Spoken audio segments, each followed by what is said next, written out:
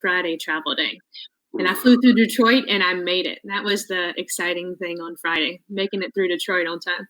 Oh yeah. No, you to trek to New York was trekking literally across the country. It's not the I'll just make a couple hour flight, 3 hour cruise. It's like, no, it's an adventure to go through the process. Actually, you previous to just starting the show right now, you had asked about whether we could talk a little bit about the conference, and I would love to. The other, I want to make sure we don't forget. Hey, Kat, how are you? Great. Hi, everybody. Good morning. Kat Mohammed, Director of Education with AHOA, but we just call her Kat. Well, I do because I can't say her name. We're still there, Lauren. We are still there. I am afraid I am intimidated by your name because I don't know where to put the I. That silent H, I'm sure, doesn't help either. I was just talking with Stephanie that we want to talk a little bit about the HSMA conference that we just had. You have your conference coming up, which we can obviously hit as well. But I also, this escalation of the coronavirus, I'm already getting a lot of questions as to ramifications of, well, what do we do if diminished demand because of something like this? So I definitely, if we can throw that into the mix of, I know that Robert sent us a wonderfully curated list again, but I don't transcribe that we have to follow it, item for item for this. But so Steph, we didn't get to hear from your perspective of last week's conference. So what did you get from all of the fun stuff? What did you see from last week? I go to this conference usually every year, so I like it because of all the fantastic people that are there. So many of the management companies that I know in the past are representative there, but I also got to hang out with a lot of new faces. Lily and I did some dinners, shout out. I got to room with Andressa, a new friend of mine, shout out.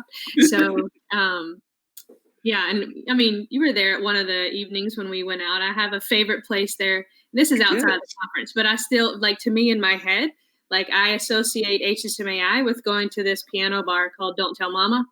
And I have been going there for 3 years. So we had a whole gaggle of people. And so, Lauren, I was happy to see you show up after your Hamilton excursion. So I have to say that I'm duly impressed with your friendship circle, because when you posted it on LinkedIn, it's like everybody's like, yeah, it's like, wow, Stephanie has some peeps, because everybody's talking about, yeah, remember this, remember that. And then for it to be such a tradition, because and Kat, sorry, when I first joined them, I never had been to this bar before. And so they're all piled in the back of the room, stacked like dominoes, because it's a small place, as all New York little bars that are fun to go to are.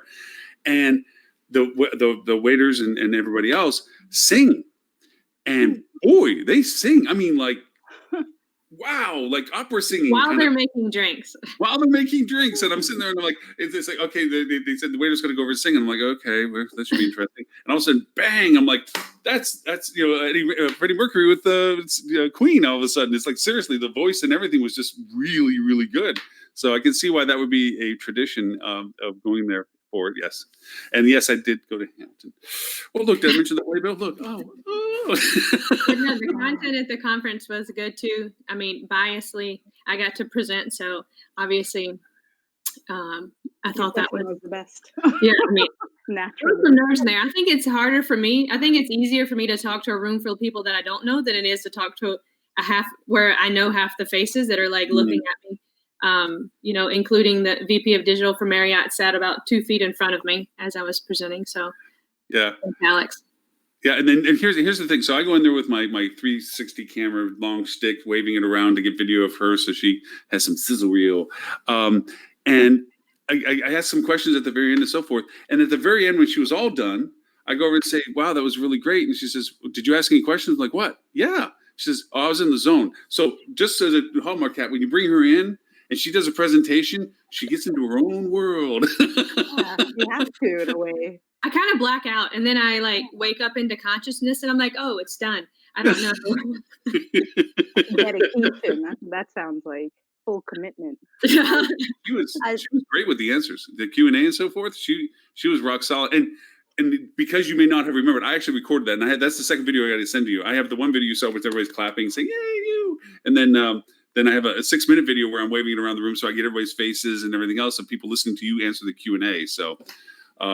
And Kat, she did great. You asking me a question, as you know he does, Kat, where it's 16 questions piled together in one.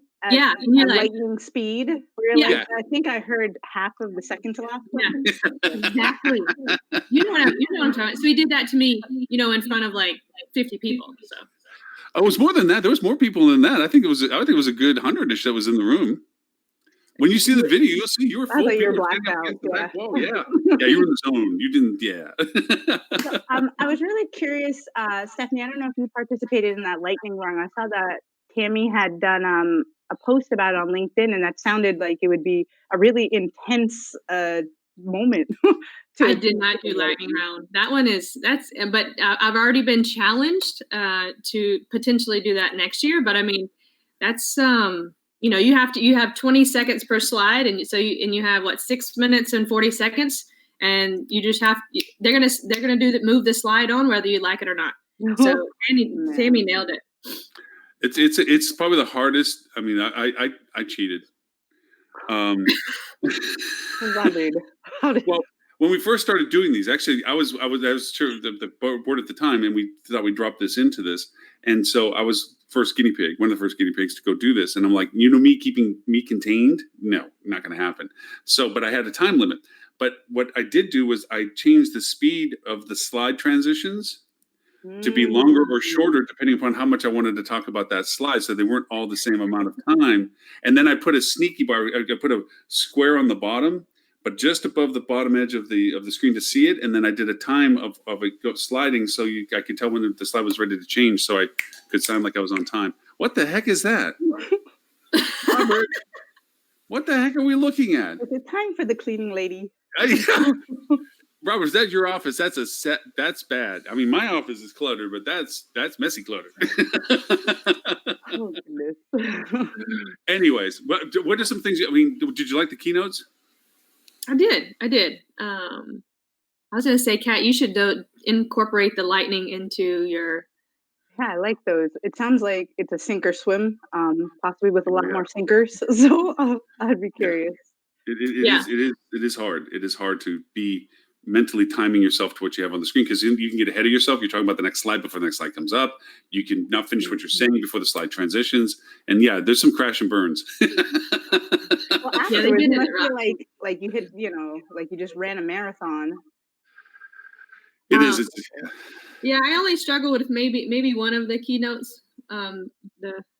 No offense to the guy with the book, but I felt like that was kind of a book spiel, and maybe he didn't want to cut his slides to the proportion of time that he had. But I didn't like him at all, to be honest with you. One, he showed 5 minutes. Sorry, guy. I forgot your name, but sorry. Yeah, the last guy at the end. No, we covered this on last week's show too. This is, Kat, you can empathize with this more than we can 1,000 times over. He shows up 5 minutes before he's supposed to get on stage. He's the closing keynote. He walks up on stage. He doesn't use your template. He uses his, which is nothing but his website and call thing on the bottom and book link and all this other crap. And he takes the deck. There's 6 sections to the deck. Didn't even bother to take out the parts he couldn't get to. Just speed slided through them, saying, well, we don't have time for that, time for that, time for that. Didn't even change his terminology from customers and clients to guests. We couldn't even say the name of the hotel company he was referring to. He kept calling it Accor or something. And he kept talking about how we didn't have time, and then played videos on top of that out of his thing. And they were completely useless. I mean, they were funny, but they were completely useless. It was just filler. And walked off stage and left. He says, well, if you have a question about any of this, you can come talk to me. And he walked right out the door and right out the door. I was like, okay, thank you. Good night. Try the veal. It's like, and he was the closing keynote. I'm like, if you don't even have the courtesy to adapt the deck to what you're talking about and not speed slide it. It was a 6-step process, and you did 1, 2, and 6-ish. Now, you can always tell when a presenter is not prepared. And that, I mean, it just makes you look bad overall, not just the individual, but the, overall quality you were aiming for. So that is unfortunate. Yeah, I definitely can understand. And with the 5 minutes right before is enough to have your heart going, your heart rate. It's a lot to shove into basically a 1-day conference. I did the pre-day, the first day of breakouts, which I know a lot of people choose not to do. I think there was some communication from what I hear from other people. They didn't really know about those. So maybe some feedback there, but I thought that it was a much better job not being like a vendor sales pitch. It was much more educational this year compared to maybe what it has in the past. So kudos to at least recognizing that. And, Milestone, again, did a great job with their very, very informational approach to their breakout. So that was great. Yeah, Tammy, well, first she won the top 25 this year, which is kudos to her. She got that same big chunky of metal. She's like I said, be careful when you go through security with that. They're going to go over and do a body search because that thing's a 10-pound piece of aluminum. But she did a great. Her Pikachuka, she did great with. But also their presentation. They really, and I say this all the time about Milestone with Banu and Anil. They do really good webinar content. They do. I mean, I highly recommend if you catch up with their webinars, they do solid content every time they do presentation. They just don't do the pitch, as you said. They don't just, hey, we do this, and everything's in our service profile. It's like, no, they really go into the content development. They're really doing great with their GDPR and CCPA coverage right now recently. They're solid. When it comes to SEO, they're a very solid company. Software-wise and so forth, we can have other discussions. But, when it comes to what they have as content, it's really solid. They have their own conference that they do now. Yeah, it's in July. Yeah. So I want to tell a story, though, of something that happened to me at HSMAI. And I told Stuart, and he said I had to tell this on the show. So, and you probably heard part of it, Lauren, but when I was going to the breakouts the first day, I went to registration and you sign into the computer and I set my phone down. So I then go on to the bathroom. I'm talking with some friends. I go to my first breakout. I sit down in the breakout and I said, where is my phone? So that panic that ensues when you're like, where's my phone? And I'm like looking all over. I can't find it. And at that point you start going, where did I have it last? When did I have it last? So I'm starting to backtrack. I'm going back to the bathroom. I'm going back. I'd had lunch in the restaurant. So then I'm going to, the registration desk, and I'm in all this panic, and nobody at the registration desk has seen it. So I don't really know what to do at this point. So I try to go up to FedEx just to use the business center so I can use the thing to see if I can do the Find My Phone app. Well, of course, I don't have my phone and my credit cards are together, so I can't put my credit card into the computer to use the internet. So I have to go all the way up to my room, log on, and I'm emailing my husband. I'm like, turn on the Find My Phone app, start pinging my phone. So he goes on there, and thank goodness he's actually fairly responsive for once. And he says that, of course, hey, for husbands all out there, we're always responsive, just not timely. I've turned off. I like to go and turn all my apps off on a regular basis. So, of course, I've turned off my GPS on my phone and it doesn't work. So the Find My Phone isn't working. So he's doing that thing where it's making my phone blow up. So I go back down. I end up talking to the lady in the bathroom that's cleaning the bathroom. She was so sweet. She let me use her phone. I call my husband so that I can be like, tell him what's going on. I don't know how much time has elapsed when all this happened. Then I go back to my room and I'm like, well, I really don't know what to do other than sit here and, hopefully someone, like emails me or my husband, I don't know at this point what's going to happen. So then I get an email from my husband. He was like, the lady on the 4th floor that I'd been talking to in the bathroom, she has your phone. So I'm like, okay.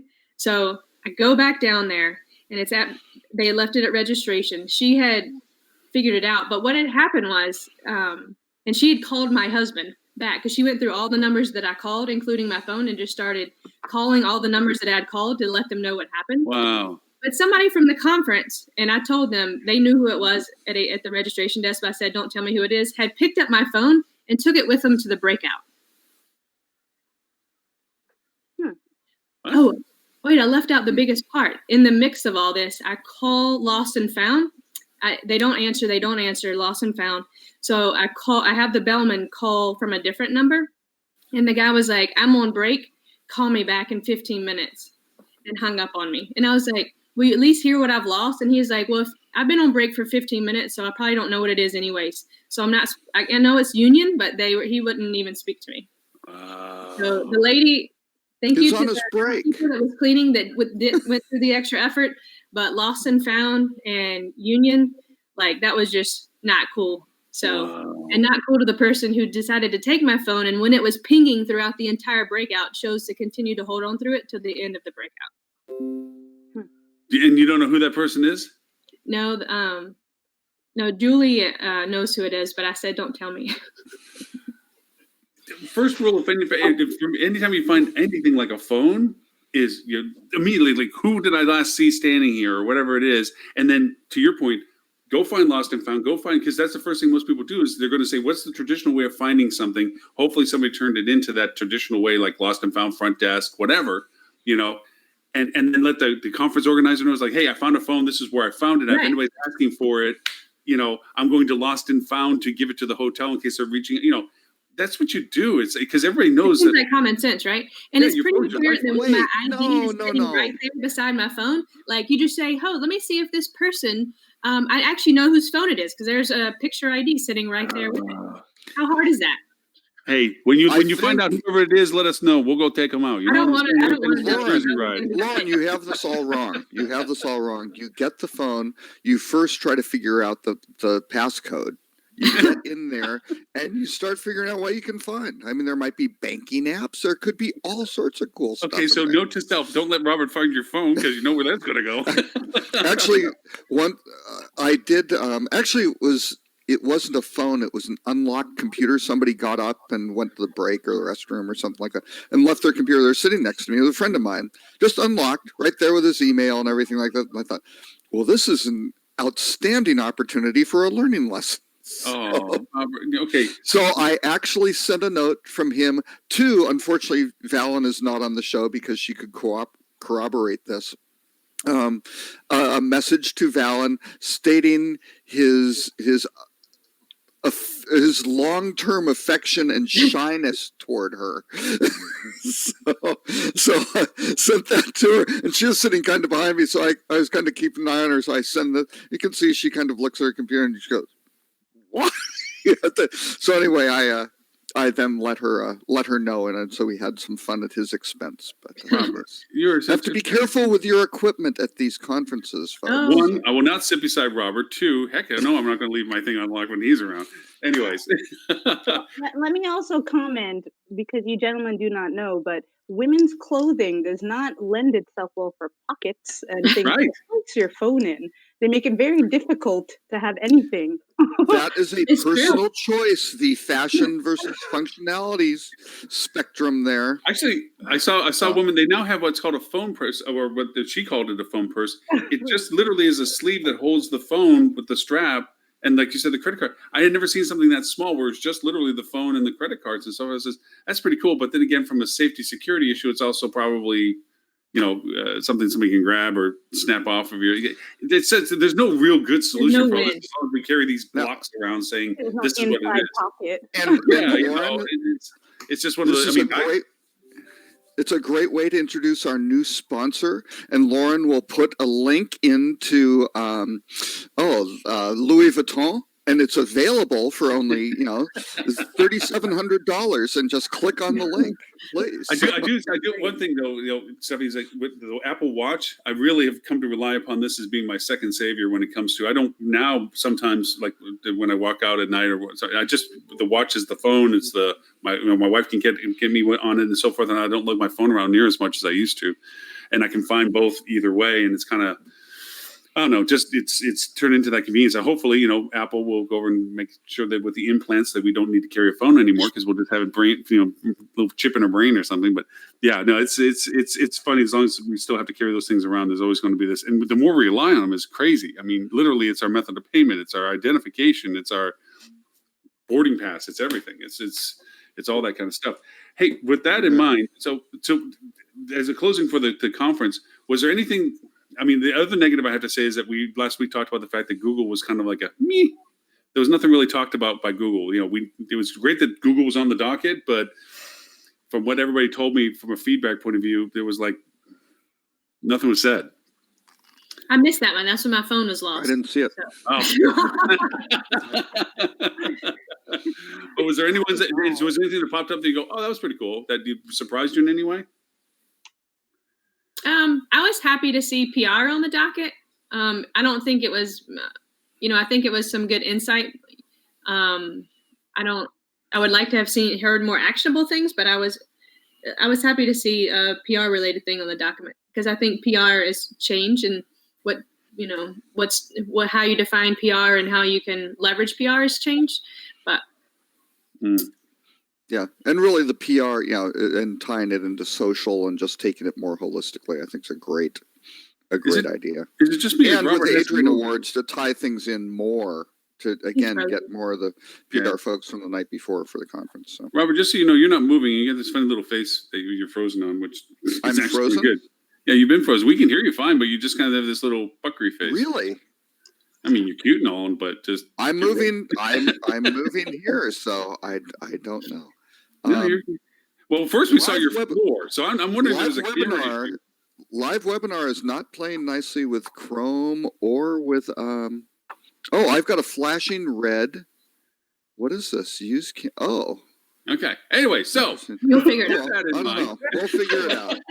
Robert, you can stay frozen. It's okay, dude. It's all right. You're cute and all. It's great. It's not an embarrassing shot much that you're stuck at, but it's okay.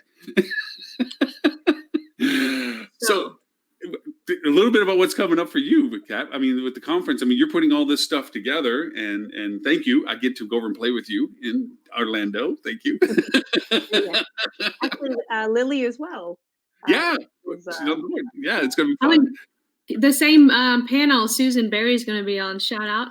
Oh, that's great. Yes, I mean, folks are talking about it. Very excited about that. Yep. Yeah, I think once I saw that Lily and Lauren were going to be on the same panel. I have not worked with Susan Berry before, but I think Steve has my education manager, our education manager, for webinars. But I was contemplating for a second if it was going to turn into like this cat and mouse thing, like the whole way through. That well, I know Lauren, so I'm just gonna run over him. And there's payback for always talking over me in the show. You know? No. Actually, when I saw her on it and everything, I'm looking forward to the fact that we're going to have some really solid points. Like, it's not this head bobbing. Oh yeah, whatever they said, I agree with. Those panels are the most frustrating for me in the world, where everybody's just bobbing heads, going, "Yeah, I agree with them," and I can add this a little bit more, and then the next person says, "Yeah, I agree with them," and I can add this a little bit more. It's like, no, we're going to be able to do some pretty difference of opinion. Yeah, unique content. And one of the other presenters is I want to make sure I say her last name correctly, but Jeremy Pinkerton, who's with Anthony Malfiore of Hotel Impossible. Mm-hmm. So they're working with us, but she spews revenue management in an amazing way. You get interested and very captivated by it. So we have a really great lineup. All of our sessions do, but similar to what Stephanie was saying, since we have Lauren on this one of the best sessions we will have. It'll be one of the more energetic ones, that's for sure. Yeah. Yeah, no, it'll be good. Are you bringing anybody to haggle you in the audience and ask like 16 questions back to back? It's an open challenge. Bring it on. So all the viewers that are on, Lauren's looking for hagglers. Come on, bring them on. You can't do it if you're not expecting for it to be done to you, kind of thing. And I always approach, and then do this when I ask questions, is, okay, you're on stage for a reason, so I get to ask you questions. Because you're the one that's conveying the information, so I get to ask those kind of questions, which are really long-winded, and yeah. Really long-winded. Yes, we're in the midst of finalizing our speakers, but this year, one of the things we are doing that is brand new, never been done before by AHOA, is we are having an investment conference within our convention. So we've dedicated half of day one of our education sessions to AHOA's Investicon, first ever. So we're looking at right now we're finalizing the speakers and what the overall look will be. But there's going to be some case studies of an acquisition project, a development project. There'll be a panel on investment strategies, an industry update of just what the investment climate is looking like. So we are hoping to establish ourselves in that space. But also, for those of you that have attended the AHOA conferences in the past, oftentimes our content kind of stayed at that 101, 201 level. And we wanted to offer something that's a little more sophisticated as our members have evolved and are looking for more challenging content. So we're hoping to meet that need with this. That's very smart. Very smart. because it is. We've actually, ironically, because of what Holly and Dan Waxman are doing with HSMAI, we've had the discussions like we have to advance it off the mark. If anything can be said about the conference, is there seems to be repetitive topics, different faces, different people, but same context. You got to understand the value proposition of revenue and marketing, PR, whatever, sales, but it never gets past the point of the introductory level. It's always talking about the necessity of it, but they don't talk about the methodology of it. And it needs to be, we need to bring into context a more advanced conversation for those who, as you said, are doing it, that have matured into the space and they're needing the next level of understanding or the next iteration of what they need to do. So it's very smart that you're putting that into the context of the conference. That's smart. Yep, absolutely. Kat, were you in the AHOA team at Alice this week? There was a AHOA team there, definitely. I know Rachel Humphrey, our COO and VP of Franchise Relations, as well as Cecil, and our officers were there, and some board members as well. I have not gone, but actually that's a great point. It was attending the Alice conference that we saw that there was not a huge population of AHOA members there, but there's such good content. So we were also hoping to kind of bridge that gap and might end up driving some more attendance to the Alice conferences. However, in the meantime, we'll capitalize on it. If you want it done right, you do it yourself, right? So. Slightly reinventing a wheel, but it's an AHOA wheel. It'll work out. One of the other things that we are doing on day one before the welcome reception, or actually on the day of the welcome reception, we offer our certificate programs. Last year, we did the MIP training.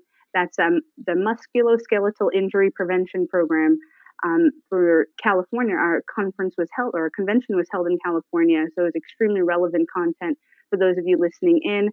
That regulation required all housekeeping staff to go through MIP training, or injury prevention training, and it has to be done every year and it has to be recorded. So the whole process of it needed to be explained to the owners as well as their staff, as well as the actual training needed to be implemented. So we offered the training at our conference on that first day. So it was a really big hit, finding something that was locally applicable, and then marketing it. Just the certificate programs, at least 2 of them, we usually offer 3, will be open to everybody in the area, not just those attending the conference or AHOA members. We offer the human trafficking awareness training in that format as well, because you see the need. The idea is really to gain the exposure, not make it, an exclusive type of content. But this year for Florida, we are partnering with, or working with the Florida Lodging Association and Restaurant and Lodging Association, and putting together some programming. We're still in the midst of finalizing it, but we're looking to offer their top training programs, which would be the implicit bias, unconscious and implicit bias, along with like the hashtag Me Too, and a Gen Z training on how to work with them, the Gen Z population within your hotel, and then also as guests.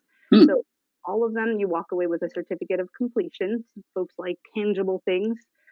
It incentivizes them. So it's also something you can, post on your LinkedIn afterwards, or share with others.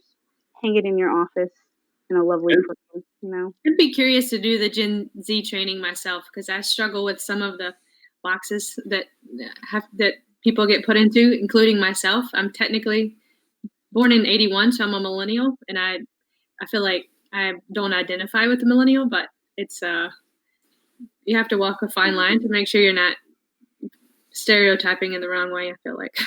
Robert's Gen I feel very, very old. Am I frozen again? Yeah, you're frozen again, which is okay because you're Gen Geezer. I want you to know I graduated from college in 1981. That's okay. That's okay. I'm learning from you all the time, Robert. That's right. Yeah, it's all good. I'd already been drinking for 3 years.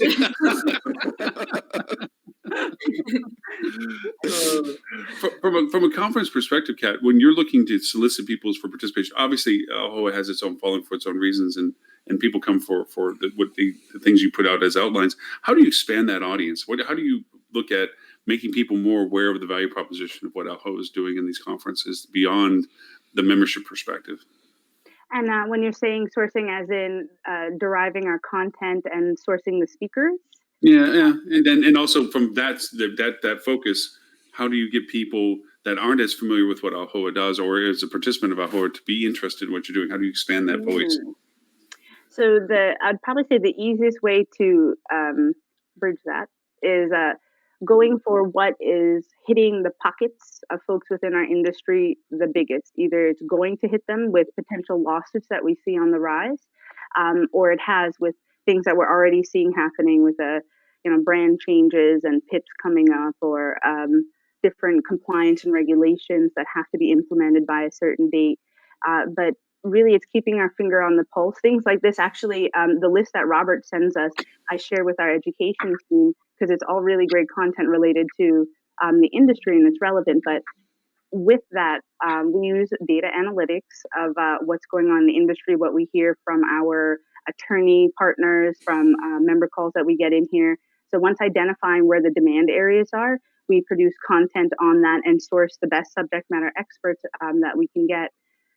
And we use the content and the names of the individuals to really market. So one, it lets the non-AHOA world and AHOA world know what we're doing, but leading with the fact that we have the content that they need for their businesses or even their personal development, and that we have qualified speakers that will be able to touch on all the topics they need, but also address those questions. You were mentioning earlier how well Stephanie did with the Q&A.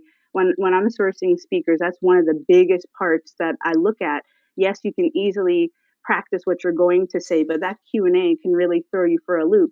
And like, you're perfect at doing that. You're like, what is the biggest loop I could throw in this moment?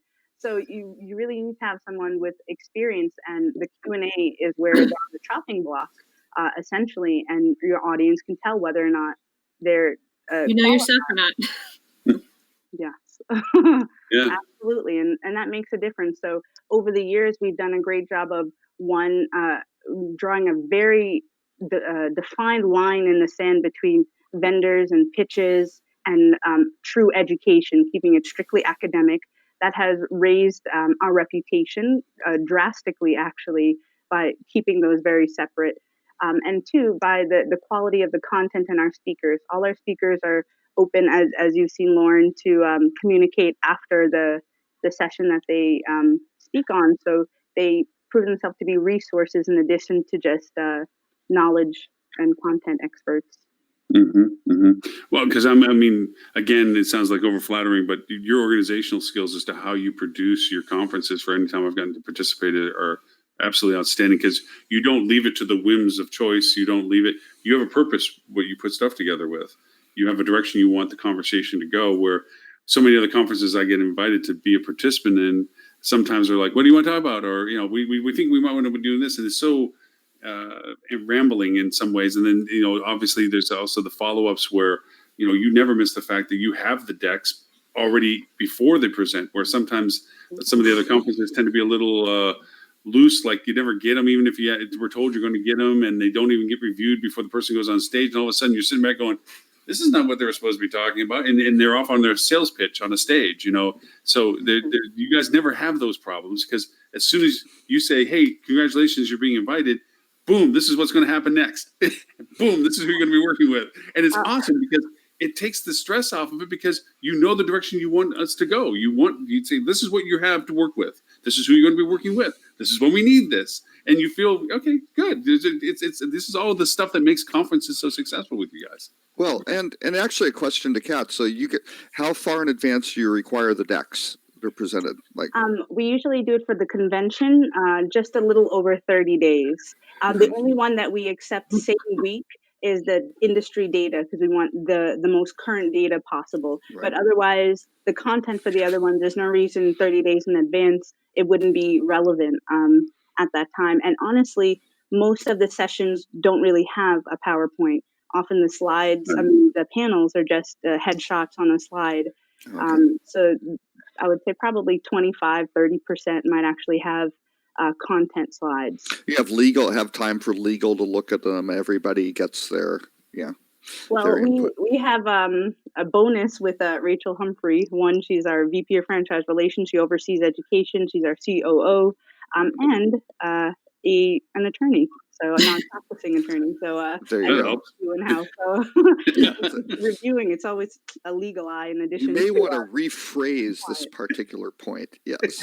No, that's great. I spoke at the National Association of Corporate Directors last fall, and yeah, it's amazing the difference for kind of the typical hotel conferences versus kind of the professional organizations put the thing. Yeah. I mean, actually, I should say Focusrite does a plug for that conference. I mean, that review is pretty thorough. And we give the speakers a lot of input. And when they start doing sales pitch stuff, you just go, no. And they go, well, no, we really want to. It's like, no, that's not it. We'll pull you off of you can't do that or whatever. And There have been some egos hurt by that where I have never had somebody correct me. Well, if your commas are incorrect, buddy, if you spell a word wrong, I'm sorry for right. reviews Yeah. before. You go, well, it's a first time for everything. Yeah. Right. So, And what's funny is those are often the educators or the ones that produce these things frequently. But back to what you were saying, Lauren, it means we're also doing a very good job that you think we have never encountered the issue of people sliding in their own slides or trying to promote themselves or, hey, we didn't, we deleted that slide. How did it get back in? Yeah. There's, I wanted to just update my presentation. Can I give you the new one? On the day of. Yeah. We definitely get those. We just do our best to, Well, I've yet to see it. You guys do a phenomenal job. It's in that sense. But I think the key element that that when you were talking about how you did this, you look for content experts. So often these conferences are looking for paychecks or checks, sponsors. Yeah. Oh yes, that's the word. And a lot of times, not the most qualified person sitting on stage when they're doing that. They're there because their relationship value or what have you, or they're talking about something that their team did, but not they themselves. So they can't do like what Stephanie knocks it out of the park with Q&A, because they don't know what's beyond what they were told to say because they don't do it. So there is that defining difference. And for you to use that as a criteria, that's outstanding because it is truly the testamental to have sit in front of a room full of people and not know what's coming. Yes, and definitely engagement as well. Oh, well, we definitely want to set our speakers up for success. It's a reflection of how our department functions and the organization overall. And I mean, we try to get our kudos everywhere we can. But in some of our surveying, we asked members how they find out about our events and different things going on. And the number one response is always word of mouth, even though we have so many emails and social media posts, WhatsApp. I mean, we go through so many different channels from our PR and communications team. But at the end of the day, it's still word of mouth. So that includes industry partners and the folks that we work with to our members and our non-members. So the way we treat our speakers will reflect in how they speak about us externally. Yeah. But I also think the AHOA convention, and feel free to correct me, but just based on my old company and things like that, I feel like it's also a networking convention, just like HSMA is a part networking for me. I feel like AHOA has a very large networking component in terms of owners getting together and sharing notes and things like that as well.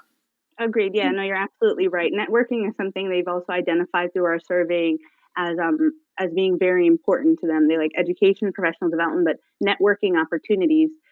Similar with Alice, you see for their summer series, I've gotten the opportunity to attend those. They do a 30-minute break midday, and then there's the reception in the evening. During that 30-minute break, if you walk around the room, you hear deals taking place. You hear the beginnings, the middle, the end of a deal actually concluding. So these networking opportunities is like hitting the golf course. They're going there to make business. That's what the entire trade show is about. Little opportunities for business deals along the way. So yeah, networking is a huge aspect and a big draw.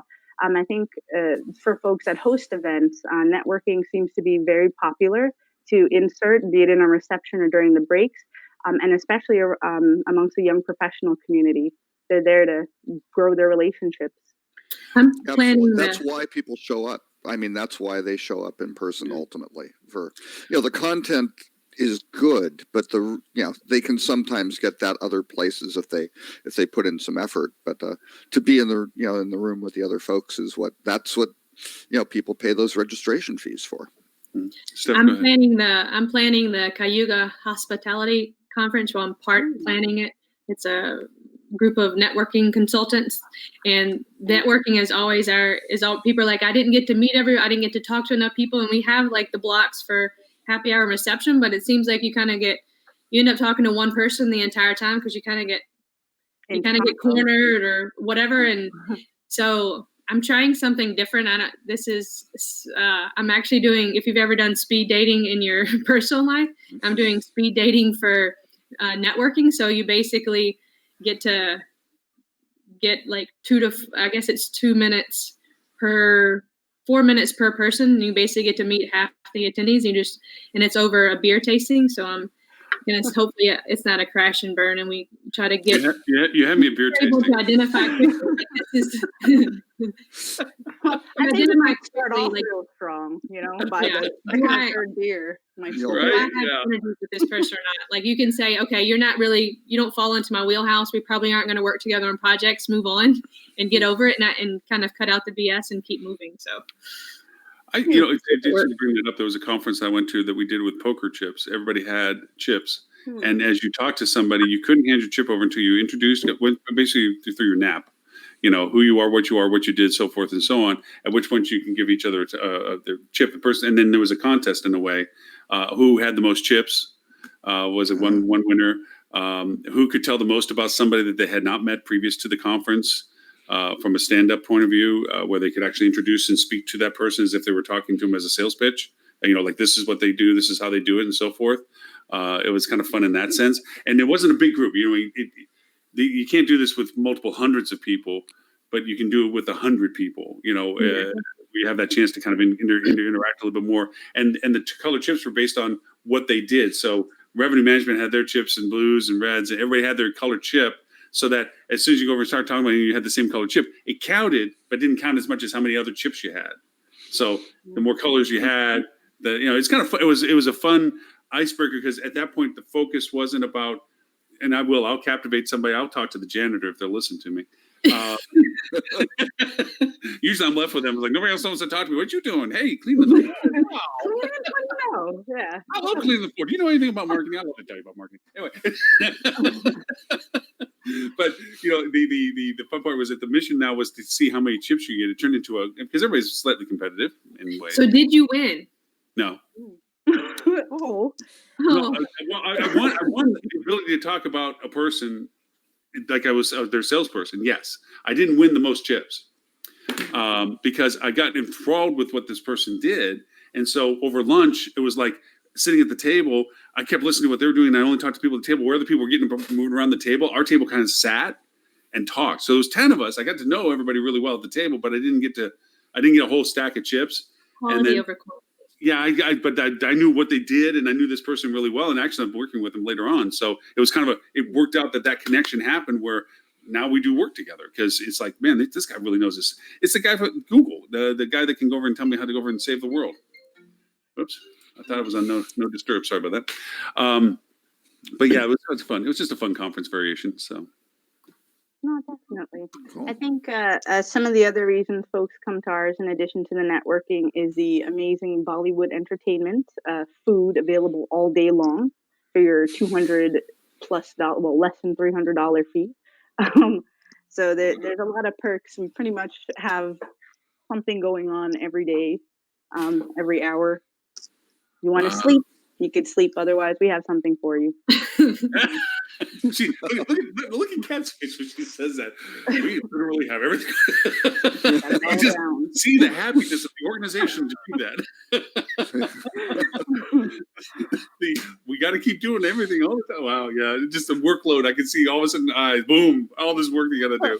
The funny part is the steps. There's like a pedometer. Track your steps competition during the convention, and it's upwards of a few 10,000 steps per day. Usually it's like 100,000+ at the end of the week for our staff, especially the event staff and our membership team. But events in particular, they're everywhere. We should And- have one of those little baby segways where you stand on and zing, Oh, fly. can I tell you? In Pennsylvania, we did our conference. The first year I got hired, it was in 2014.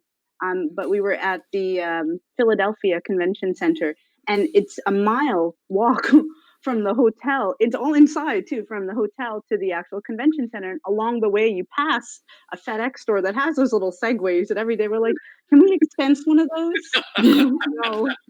Every day, that halfway point is it's like a bench you can't sit on. That's like the Detroit airport where you're sitting just like, yeah, I should have taken the train because you didn't look as it's only gate number 587 and I'm at gate 500. You know, it can't be that far. No, it is. False. Yeah. Well, the Orlando Convention Center is massive. I mean, Robert, is it the largest or the second largest? Orlando? Yeah. Boy, I don't know. It's big. It is very large. Thank you for that. I don't know, concise Chicago- answer. Yeah, I don't know. Well, no, they Chicago keep is increasing them. It's like, this war of who can get the most Right. the most space, right? So that's got to be up there. Chicago, I think, expanded. Yeah, they did. Yeah, I don't know if Javits is keeping up in New York. I don't think so. I think they've No, fallen Javits is behind. not. Javits, no. Yeah. So Everywhere yeah, else around the Javits is growing. But Hudson Yeah. Hudson Yards. Let me tell you, that is Yeah, that's amazing. that area has changed. Or Chelsea Market. Actually, before Stephanie was born, 1980. He's going to, Steph, you shouldn't have told him, because now. Yeah. I was being quiet too. 1980, the meatpacking district had meatpacking. I did a tour of like a slaughterhouse down. I mean, it was Robert, you were there unloading steaks. docks. You were selling hotel rooms back when it was New Amsterdam. Okay, so Yeah, that's right. No. That was the great boondoggle trip from school. You got to go from Ithaca, New York, down to the New York Hotel Show. But then the other side was for a meats class, and so you had to go. We got to go to a pork slaughterhouse near Albany too on that trip. That was, kind of way out the fun times in New York. So Robert really now is going to refer horrible everything Stephanie as before Stephanie or after Stephanie. It's going to be. That's right. Exactly. You know what? Usually people Yeah. think that I'm younger than I am, so I don't mind telling people how old I am because they usually think I'm like 25 or something. So That's a good thing. well, As you get older, that's a depends on really, your audience. really good thing. Yeah, that's always a positive for it. Hey, speaking of which, and this it kind of ties to something I want to throw into the conversation today because it has gotten to where it is right now. Conferences and so forth, attendance and driving attendance and so forth. There is always that stress of getting attendance numbers, and with what's going on right now, and because we're getting conversations from hotels, I am of the potential diminishment in demand of travel because of the concerns growing out of what's happening in China. And globally now, calling it a global crisis was announced today, that it's now a global thing. Is there a fallback? Is there oh my gosh, we got to do this differently because nobody wants to get here? I mean, do you have a safety net for any of the stuff that you do with the attendance ratios and so forth? I mean, that's a scary question. I know you don't have to answer it, but I'm just saying that's scary stuff. I don't know if that was to me, but I actually had a thought similar to that with the HSMAI conference being in New York. With Javits, we saw that too with the challenge of room rates locally. So if you're doing anything that's more than a day, it really is pressing on pockets. So location definitely makes a big difference. Our California conference, even how we budgeted for our speakers, is different than Florida or some of the other areas we've been in. Nashville's a little pricey too. But sometimes you can't get around that. We're getting to that point too where we're so large we can only fit in certain convention centers, and we have to rotate around the country because of the how our members are distributed. So some of it's not an easy fix. The most we can do is as we're going along, if we continue seeing attendance dropping, is to start looking at virtual options. This year, we're testing on a virtual conference. I'm sitting on, I don't know if you've heard of Matchbox, but they've been recently created and they are completely in the virtual conferencing space as providing a solution as well as helping you with the development and implementation of it. But that will be the next wave of attendance for different things. Folks don't want to take that time away from their business. Some of them, like our convention right now, functions as a reunion too for folks because they're not able to see each other, or that's the one time of year that they do. So they bring their whole family, and Right. it's a big to do. But without that aspect, they're taking time away from family, taking time away from business. So there are some challenges there.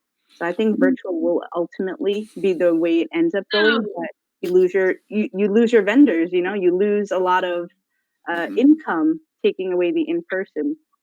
So I don't know, Yeah. it's a And touchy- that's the key, is how you stay in the in person. So yeah, with the families attending, I'm sure you wind up with Orlando and probably California as being big draws where attendance picks up because people are able to kind of take their family along and extend the trip or whatever. HFTP would always find that with high tech. I mean, always Orlando or California would always pick up versus they do okay Vancouver. in Austin. They do fine in Minneapolis. I think they're in San Antonio this year.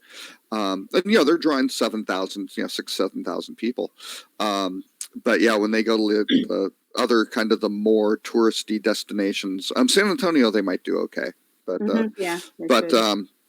yeah, but some of the others like Minneapolis, it kind of drops off a little bit with just fewer people taking the family. So yeah, you've Minneapolis got couldn't lots of fill different. more people. I heard people are driving an hour because they couldn't find a hotel room within an hour of the city at high tech. Yeah, there's a scalability in Minneapolis that Oh, there's yeah. still some struggles on some of the capacity issues with it. Jacksonville was Nashville for the longest time was one of those cities, and when the Yep. conference center first opened up, they didn't have enough inventory in market to really handle the usability of the conference center. And now that certainly has changed because And it's right down. The location of it's great and everything. Oh, yeah, right behind right the by Grand the Ole Opry. museum. Yeah, they've done a Museum. great job from an urban planning perspective. Yeah, they're very Absolutely. smart about that. And if you all are coming to the conference, High Tech San Antonio, I have a hotel there. You guys can stay at. It's really cool. You have a hotel, so you're just Right? giving away comp passes. That's wonderful. Not you, Robert. I'm not giving you Right, comp. Booty Not- Arch. Oh, okay. Only Fine. people that aren't frozen can show up there. No, Am I frozen again? you've been Yeah. frozen, dude. It's okay. Well, no, You're I just so you know, for a live webinar, it comes up with an error box with absolutely no information on it. When they say user error, I mean, is that a? No, I don't know. It is not playing nicely with. Are you guys all on Apple Chrome. No, I'm Oh, an I'm Apple. on Chrome. Chrome? Yeah. Chrome. yeah. It's Chrome. you, Robert. Oh, It's you know with- what? Maybe I'll try regular Chrome as opposed to Chrome Beta. Maybe it's a Chrome Beta that I'm on. That Maybe normally it's doesn't between the break keyboard things. and the floor, Robert. I'm just saying. But I'm on Firefox right now and it's having problems. So I don't know. I'll try it again. Yeah. I'll try it with Chrome standard. Good. So- I'll be back. I want to go back to Lauren, your question about the coronavirus, and do you remember a few years ago when there was somebody help fill my words. There's a mosquito that was basically SARS, not the SARS, oh yeah. it was hurting like people that were pregnant. Yeah. And it caused deformities in children. Yes. I mean, I was Zika living in virus. Florida at the time. Zika. Zika, yeah. Yep. I mean, I felt like that was. I don't think it's got as big as coronavirus, but I remember living in Florida at the time, and everyone was like, "I'm not coming to Florida. I'm not traveling anywhere in that vicinity at all," because people were panicking. Whether you're pregnant or not, you're like, "Well, if it's hurting babies, what is it doing?" People didn't really understand the long-term effects of Zika, and I feel like it had a potential to, really hurt the tourism in Florida. I don't actually even know what happened and how they got rid of it, or I haven't heard anything else about it. So maybe that's a good thing. But I know they had their first case of coronavirus here in the Pacific Northwest, either Oregon or Washington, a few weeks ago. So there's panic up here. Yeah. It's more of a perception issue than it is a reality issue. To your point about the Zika, because I have hotels at the time that had to deal with the diminished demand of people coming to areas, and Brazil was the one that got hurt the worst. I had somebody that had a hotel in Brazil that they just dried up. Literally, people wanting to go down there because that's the origin point of it, and they were fighting it from that capacity. But the perception was worse than the reality of it, and that created that demand cycle issue.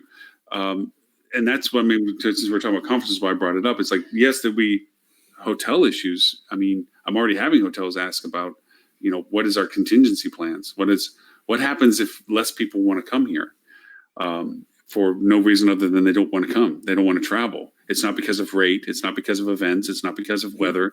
It's just because they don't feel comfortable traveling at this time. What do you do? And that goes right kind of at the heart of what you were asking, Kat, for topic-wise as we come into your conference. Well, how do you build business when business isn't there? And then do we turn into the educator? Can we actually be an authority to quell people's concerns as a hotel that ultimately we're trying to sell you a hotel room? So how truthful can we be about how safe it is to travel when we ourselves aren't the authority on the topic? How much do we have to rely upon outside resources and so forth? That's why I think it's going to be an awesome topic in the conference, because if we go through this and nothing happens, it may have woken some people up. If we go through this and it expands and turns worse and it actually has a ripple effect, if this is a black swan for 2020, then we're going to be smack in the middle of that conversation when your conference rolls. Mm-hmm.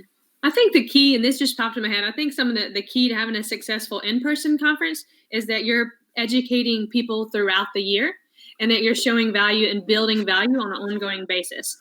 I'm looking at going to, some conferences that I mean, no offense to WB Research. I mean, this is a money play in terms of when they run their conferences, but like you don't hear anything from these organizations until it's like, okay, give us $4,000 to go to this conference or whatever. Right. And they're not building that value throughout the year and kind of saying, here's some learnings. And then at the culmination of it will be at the conference. So I feel like AHOA probably does a lot better job of educating, to your point, throughout the year versus maybe some other organizations. They do. Yeah. They do. Well, thank you. And I'll say the conference content has to be different. It has to be very specific to that audience and the fact that it's in person. So, but we do utilize our webinars and different things to kind of lead up to the different events at our convention. It also produces analytics to make sure that what we put at the convention are the best topics.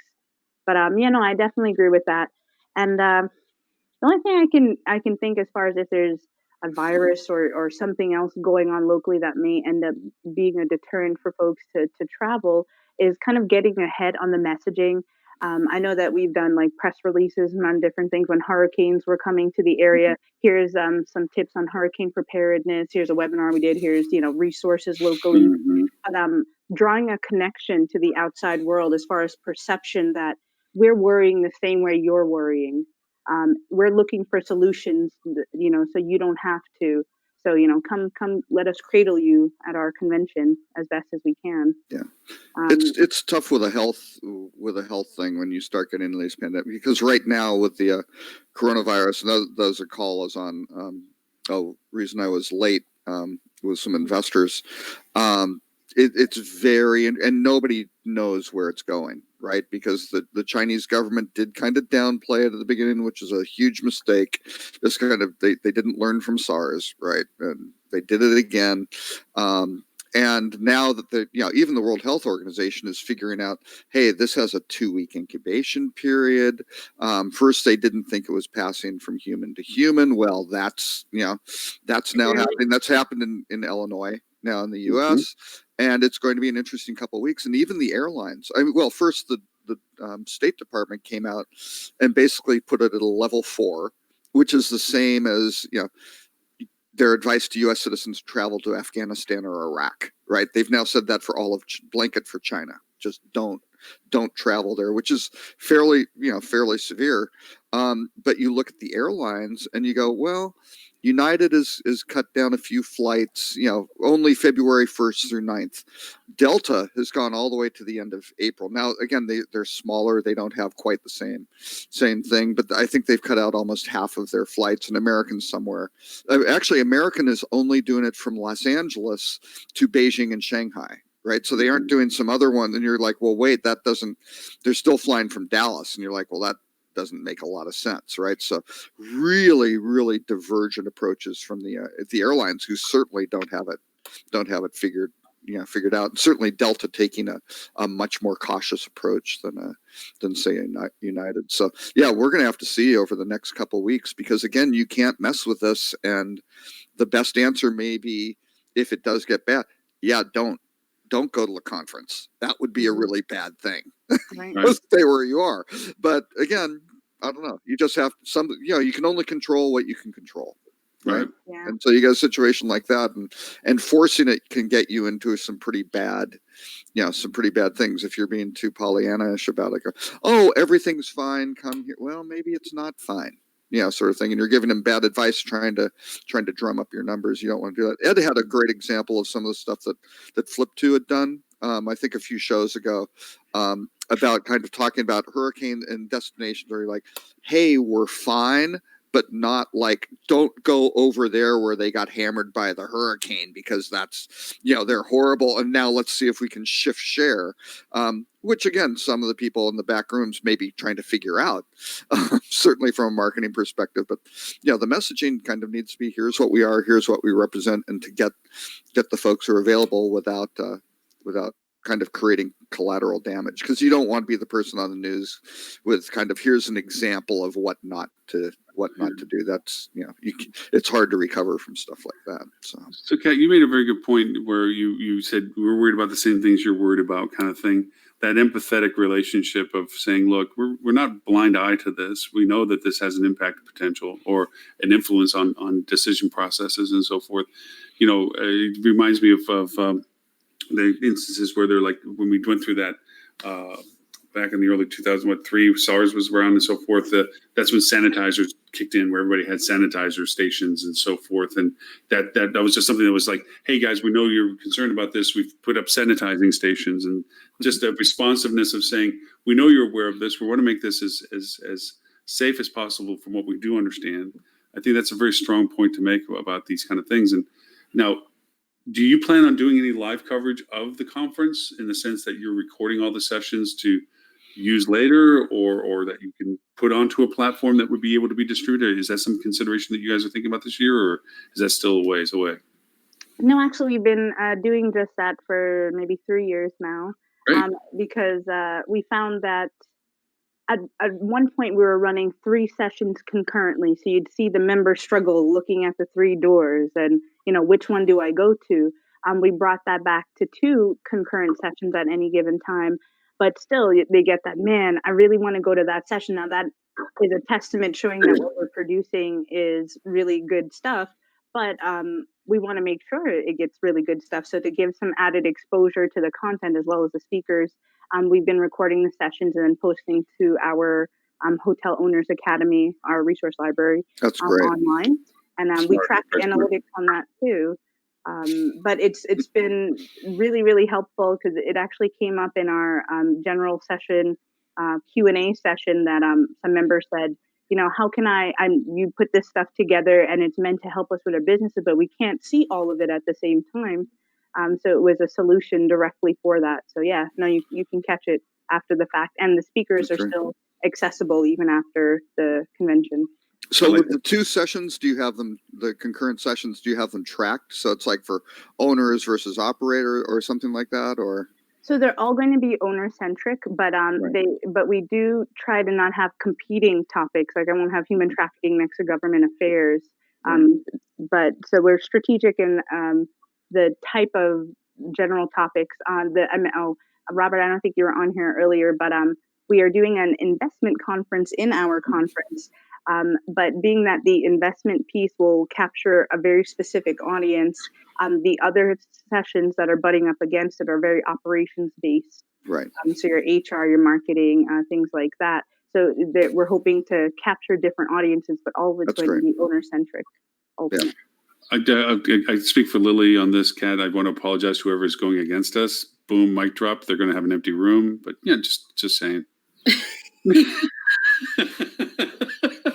Yeah, well, it's going to be a one-track day that time of day, because Lily now will be having the audience. Yeah, Lauren's giving away a Tesla a free Tesla Model 3 to every Hey, I attendee. have ways to make it work. I have Yeah. ways to make Okay, it work.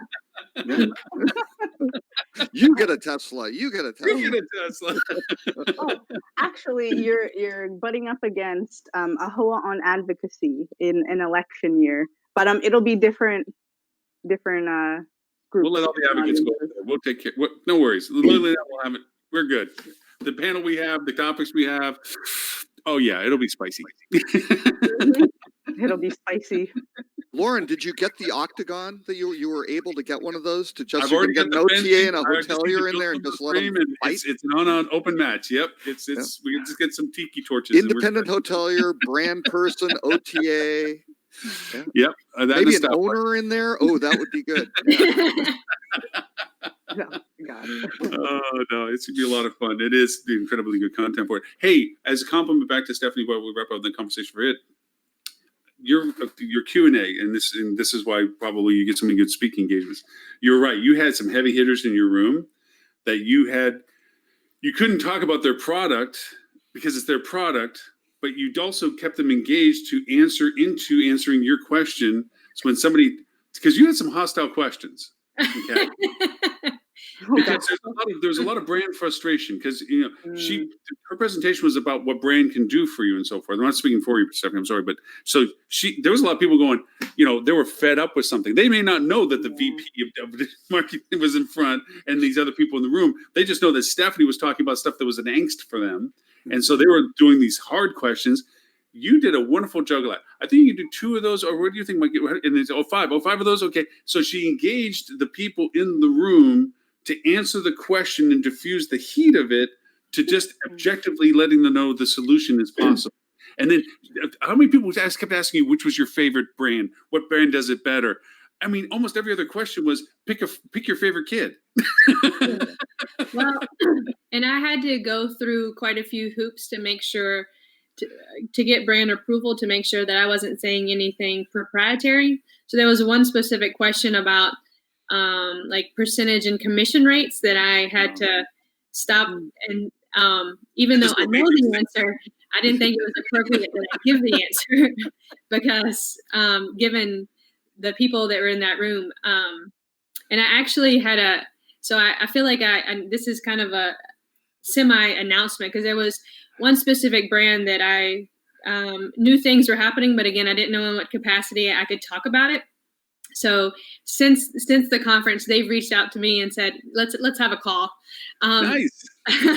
So I did speak with IHG since the call, and so Kat, I know a lot of your members have some of that brand, but they're basically rolling out their own field marketing program. Kind of like, so the person that worked on Marriott Digital Services has transitioned over to IHG to do something similar. So I'm excited that IHG is going to be putting more emphasis on the digital side of things.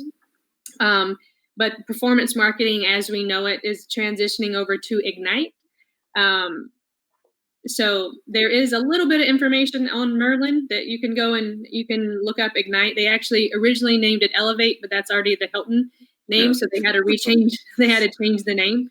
But if you go check out on Merlin, you can kind of get a little bit of information.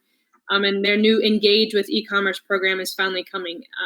But I don't think I really had that much insight into how small the digital team was at IHG. So it's exciting they're putting some focus there.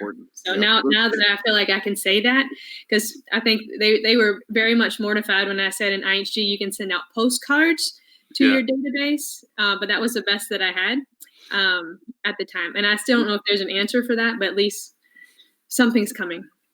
And that's when you get one of the hostile questions like, well, what else can they do? What is it? And you're like, a little matrix dodge. Yeah, those are very sensitive. When a few years back, we had a CEO panel with 10 of the brand CEOs on stage. And I mean, it was like, we were trying to solicit questions in advance, like do what we can. Yeah, exactly. You could imagine like, oh God, like what's going to come? I don't think we had any audience Q&A. Like it was. You know what you do? You put a stock ticker, right?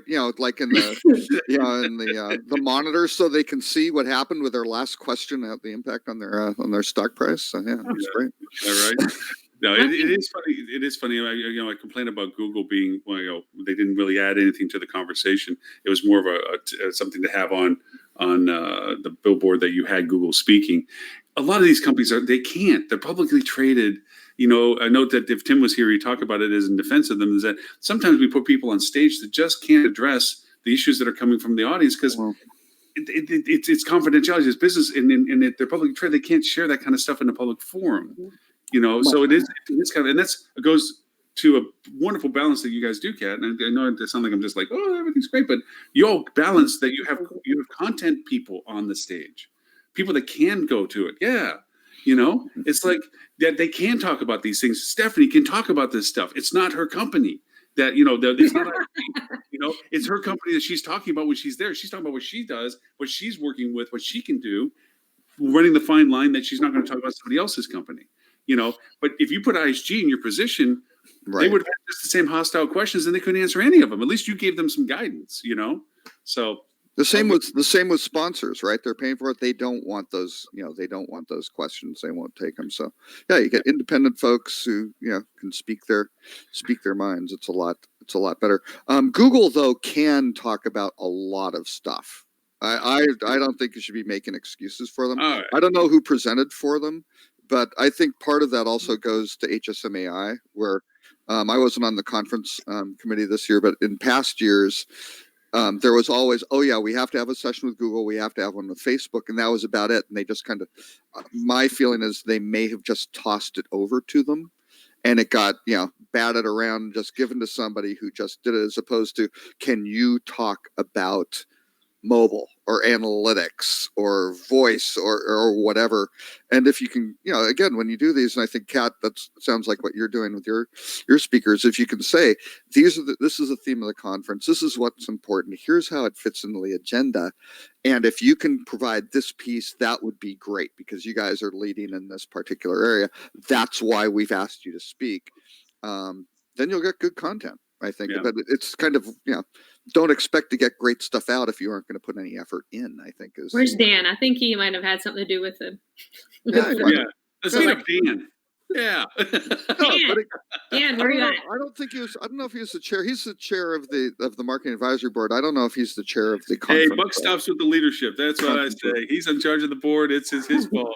Yeah, that's right. But again, and the way they break it out is there will be individuals from the committee who are responsible for working with those various groups and to develop the various sessions and sections and make sure that they follow up. And again, if those folks drop the ball, you can wind up with a crappy session, which is not great. Out of respect for your work that you did on this, Robert, since it was 1:20 in the morning, you dumped the list out because you were working on it late last night. Well, you got to get late breaking news, Lauren. And again, there's more. I know Lauren wants to get the news out earlier, but there was stuff breaking this morning that I go, I would have replaced that one with that. At some point you gotta, You just got to let the list go. Yeah, you just got to let it launch. But no. We didn't get much to it last week because we did talk. You didn't do it at all, except for I think you mentioned. I was trying to be soft with my co-host. I watched the show. That we never touched the dang topic you sent out. No, we hit the rut row and we hit the boop. So we did. Yeah. Okay, so maybe not the. Forget the top story. Forget the top story. Which, by the way, Mr. Robert, what was your top story this week? This week, I just thought it was actually a couple of them. One, Marriott signed 815 hotel deals last year. And you kind of go, wow. It was 136,000 rooms. They've got 500,000 rooms in their pipeline, right? Because in their about 1.4 million rooms now. But you look at that and you go, wait a second, 136, that's 10% portfolio growth, which is pretty healthy. The second one was Hilton, who was touting, hey guys, we got 6.6% net unit growth. And it's like, hey, guess what? Marriott's beating you by, a 50% factor. That's not good for Hilton. So everyone who was kind of going, hey, Marriott has too many brands, it's big, and they're starting to cannibalize. Hilton's keeping in their swim lanes. Now with Hilton starting to have these brands, I think that that war is going to escalate. Yeah, it sounds like they're going more international too. Yeah, absolutely. Well, I think what was interesting, I don't think I knew the figures. Both of those articles talked about how many total hotels each have, right? And Hilton had theirs, 7,000, and Marriott's at 6,100. Is that right, Robert? Yeah. Something like that. Yeah, Yeah, you had 6,100, I think, for Hilton, and Marriott's like 73. 7,300, something like that. Okay, maybe I got them backwards. But I wasn't sure up until comparing those two articles how close they were in terms, being plus or minus, 900 in some hotels. I feel like they were closer than I thought they were in terms of yeah. hotels. Well, but again, Hilton is just under 1 million rooms. I think they're. Oh, actually, I can tell you, it's about 971,000, where Marriott's at almost 1.4 million. So, yeah, it's a pretty big spread, because it really does come down to the rooms, because you get a lot of little whatever, be it Fairfields or Garden Inns or something like that may be small, but the key is how many rooms do you get, and that's who wins, I think, and that is now that's the battle, and I don't think there's any abatement. Again, you look at this and you go, another article in there was basically STR. They're starting earlier, I have to say, and I have friends certainly at STR and CBRE and all these places. They come out with their forecasts, and every quarter they roll them back, right? So STR was exceptionally early. Their November forecast for 2020, they've already come off of it, and they weren't even to the end of January. So they're saying flat growth in terms of occupancy and RevPAR. So you go, wait a second, with all this growth in terms of and again, that's really for the U.S., but I think around the world, and now with this going on in China, don't expect a huge spike. It's going to be very interesting to see how much share these mega brands wind up aggregating. That brings over to the other one you had in the brand forecast. Obviously with the slow to no growth, but we're seeing the supply chain still grow. It's always the rubber band effect we always face as an industry. When demand starts growth, then we can yield on rate and RevPAR and everything else. And then there's the pause. Do we start building new hotels to fulfill the demand? And then we do. And then, of course, the demand slacks. And then all of a sudden we have oversaturation of supply. From an owner, Kat, you're going to be facing these conversations probably in the conference as it goes forward, with the flat to no growth. I was like, Lily, look, I have a perfect position. I would rather say, as soon as somebody asks one of those nasty questions, I'd be like, Lily? Yeah, but of all those new contracts signed, we've talked about it before, like how many of those, when it starts getting bad, how many of those are truly going to come to fruition because they can't get financing? Right. Or how many of those are going to sit in a holding pattern for 2, 3, 5 years before they can actually start development? So, right. From a personal interest for me, I'm going to be chasing down your content, Kat, at the conference of financing that's not branded. What topics and conversations are going on with that? Because we went through one of the most prosperous long growth periods in history, Robert. We had the longest growth period in history. Oh, I've got to think, for this, So certainly without a recession, with some sort of disruption, like a recession or something. And we still couldn't get off the mark that most hotels have to first be brand, or builds have to first be brand for finance to go through, compared to people building independent hotels without having to make it a brand to get the financing. So we went through a golden period of doing that, and we still didn't get off the mark. How's that ever going to happen for a down market or a neutral market for anybody to grow hotels that don't have to have a flag over their head? And I don't know if there's enough conversation about it. So I'm really, when I come to the conference, which is the super happy part, being able to run around and listen to people and get some brain food, is where's that conversation? Is it even a conversation? Is it a frustration? Oh. The owners are having that. The owners are having that conversation. When I was at the Dallas Hotel Conference last fall, they were definitely squawking about the growth of these brands and kind of the impingement that they're getting in terms of, hey, we had this, and now all of a sudden there's this new thing or a soft brand or something that, yes, to the letter of the agreement does not violate it, because here's the fence that was built, but all of a sudden, it's the neighbor's tree is grown over your fence, sort of thing, and you can't really cut it down, right? It's just like you're kind of stuck. So it's going to be interesting. Marriott, I think the classic example will be New York. City, you've still got some pretty good supply growth going there. Marriott's got 100 properties. Hilton only has about 15 or something like Yeah, that. but they have battleships there. Oh yeah, no, they've got some big ones. Yeah, but still, that differential. The big question, it's not if, it's when the downturn occurs. Because Mhm. Yeah. markets Yeah, can't go up forever. Can Mhm. those brands legitimately feed all the kids that are relying on them, right? Especially when they don't let them have their own websites and they've locked in all the channels into kind of their own their own little ecosystems. And all of a sudden, if you can't generate demand because of what the value the brand brings, a reckoning occurs. I don't know. So Go ahead, Kat. You were going to say something? Oh, I was going to say, also like the major areas that you're seeing supply coming into the market are also high areas of supply for the home sharing groups too. absolutely.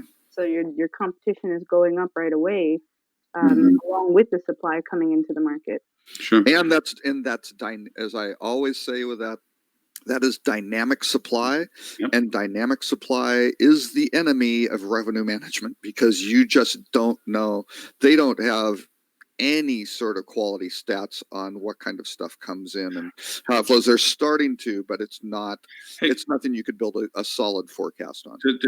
Lily pointed out calculations saying that attrition was around 20% from what the CVB and Phoenix calculated as an answer to some of what we were talking about for how much actually comes through and stuff. But I wanted to show you something, tell you something about from the Airbnb thing that just happened with me from Vancouver.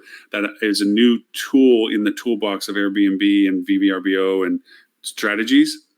Is their reactionary to changes in demand to their market is really slow. And they really shot themselves in the foot when all of a sudden demand, because Vancouver's a big China gateway. Now it's slowed down when they went over and took the CEO of whatever that company was and expedited them out and all this other stuff, and it hurt their demand. Yeah. Oh, Scotia. Yeah. So, but it's still a gateway city for them, for Canada. When this hit, all of the Airbnbs, because of demand at the time, refused to change their cancellation policies, or very few of them did. And so they got really backlash socially on how mad they were at so many Airbnb hosts and so forth that refused to let people off the hook of cancellations because of a change in demand to the market. And so I always look at when you look at AirDNA, that platform that tells you all the data about Airbnb. I always look at the calculations of demand window and the bar that they have about the rules, how strict they're holding their cancellation policies, and they get very bravado. They have a lot of bravado when they feel like they get a strong, solid demand with a lot of these new hosts or single hosts that they really ramp up their penalties for cancellations. But they don't take them away when the demand begins to go down. They don't get accommodating. And so it's kind of a neat tactic to know that if you're going to have fluxes in demand or there's a temporal demand cycle, then you can be more in tune with talking about your ability to cancel, your cancellation policies, your flexibilities, your inventory variations. And it really resonates well in those circumstances. And I had never really used it to that finite of a tool before. So just one of those little things that just recently happened. I'm like, that's a little bit of an underbelly for Airbnb inventory is they don't react well to these flexes as much as we can. And they got caught and they got a huge negative backlash.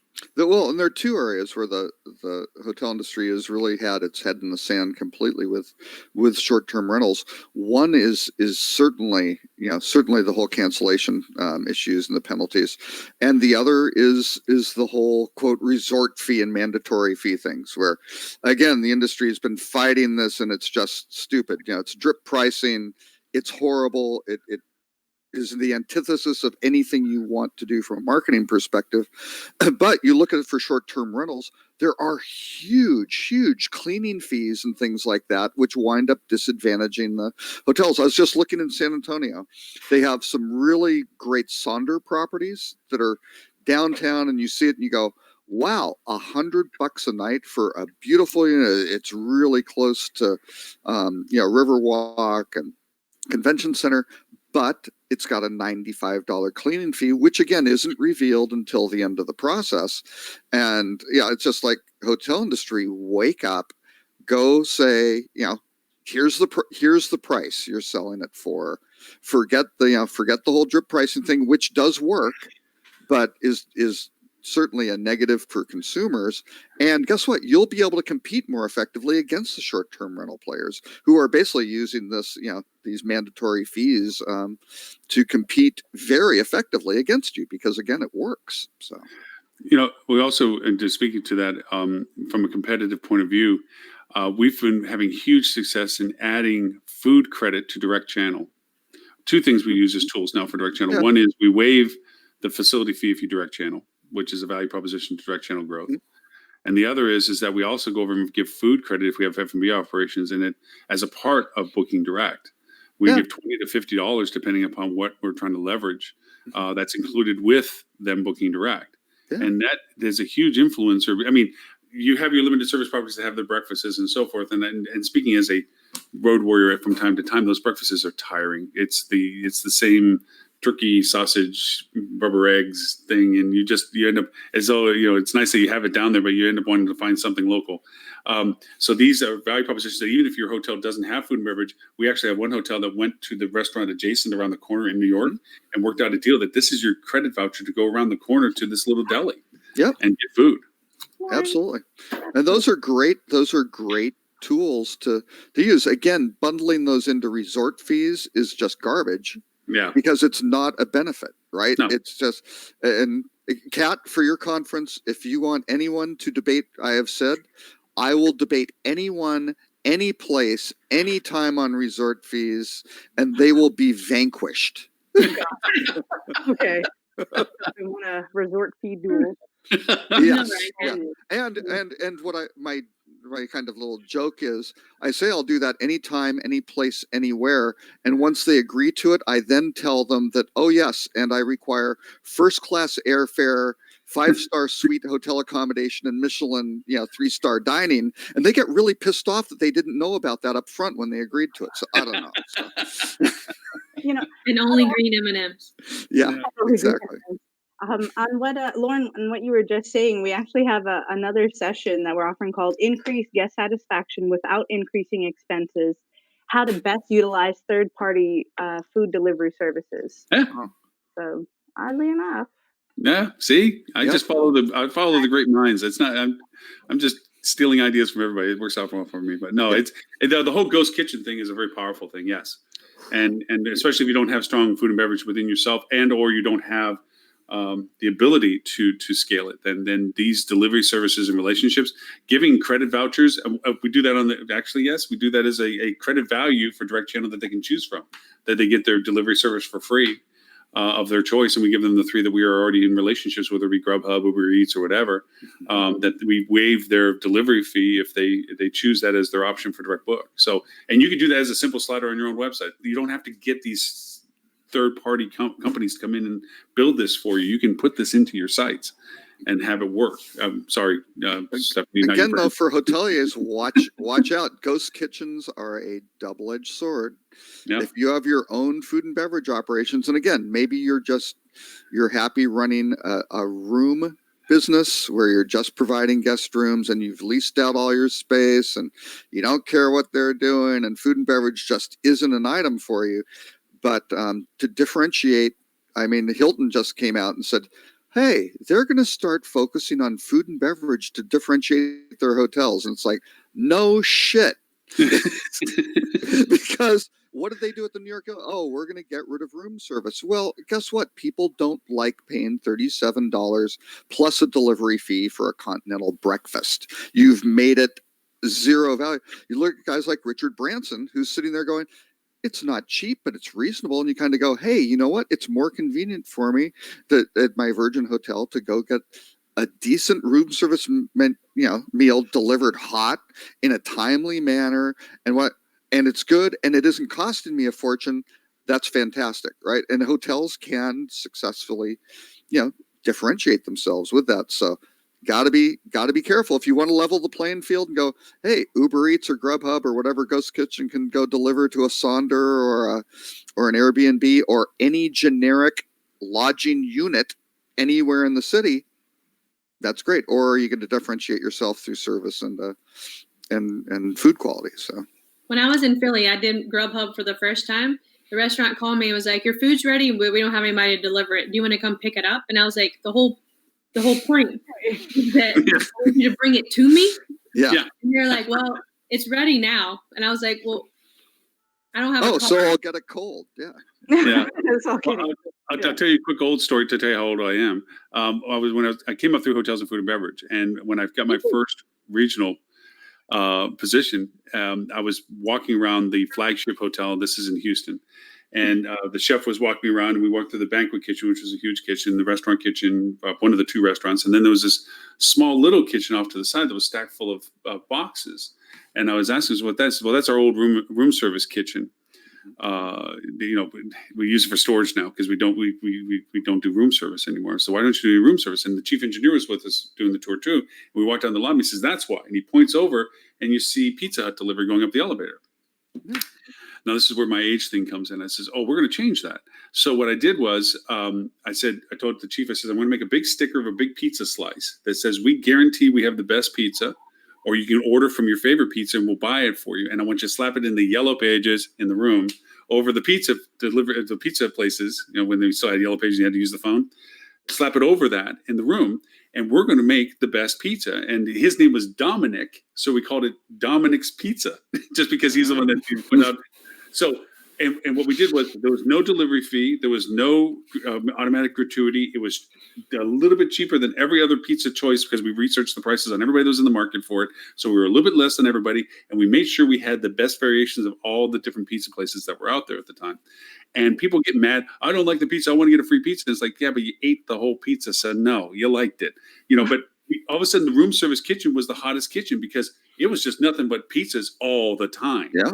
And then we started making the menu a bit larger. So it is about listening to the guests and say, "Hey, look, I don't want to pay, like you said, $35 for a continental breakfast that's cold." No. And the other thing I hope that hotels learn is quit taking the coffee machines out of the rooms.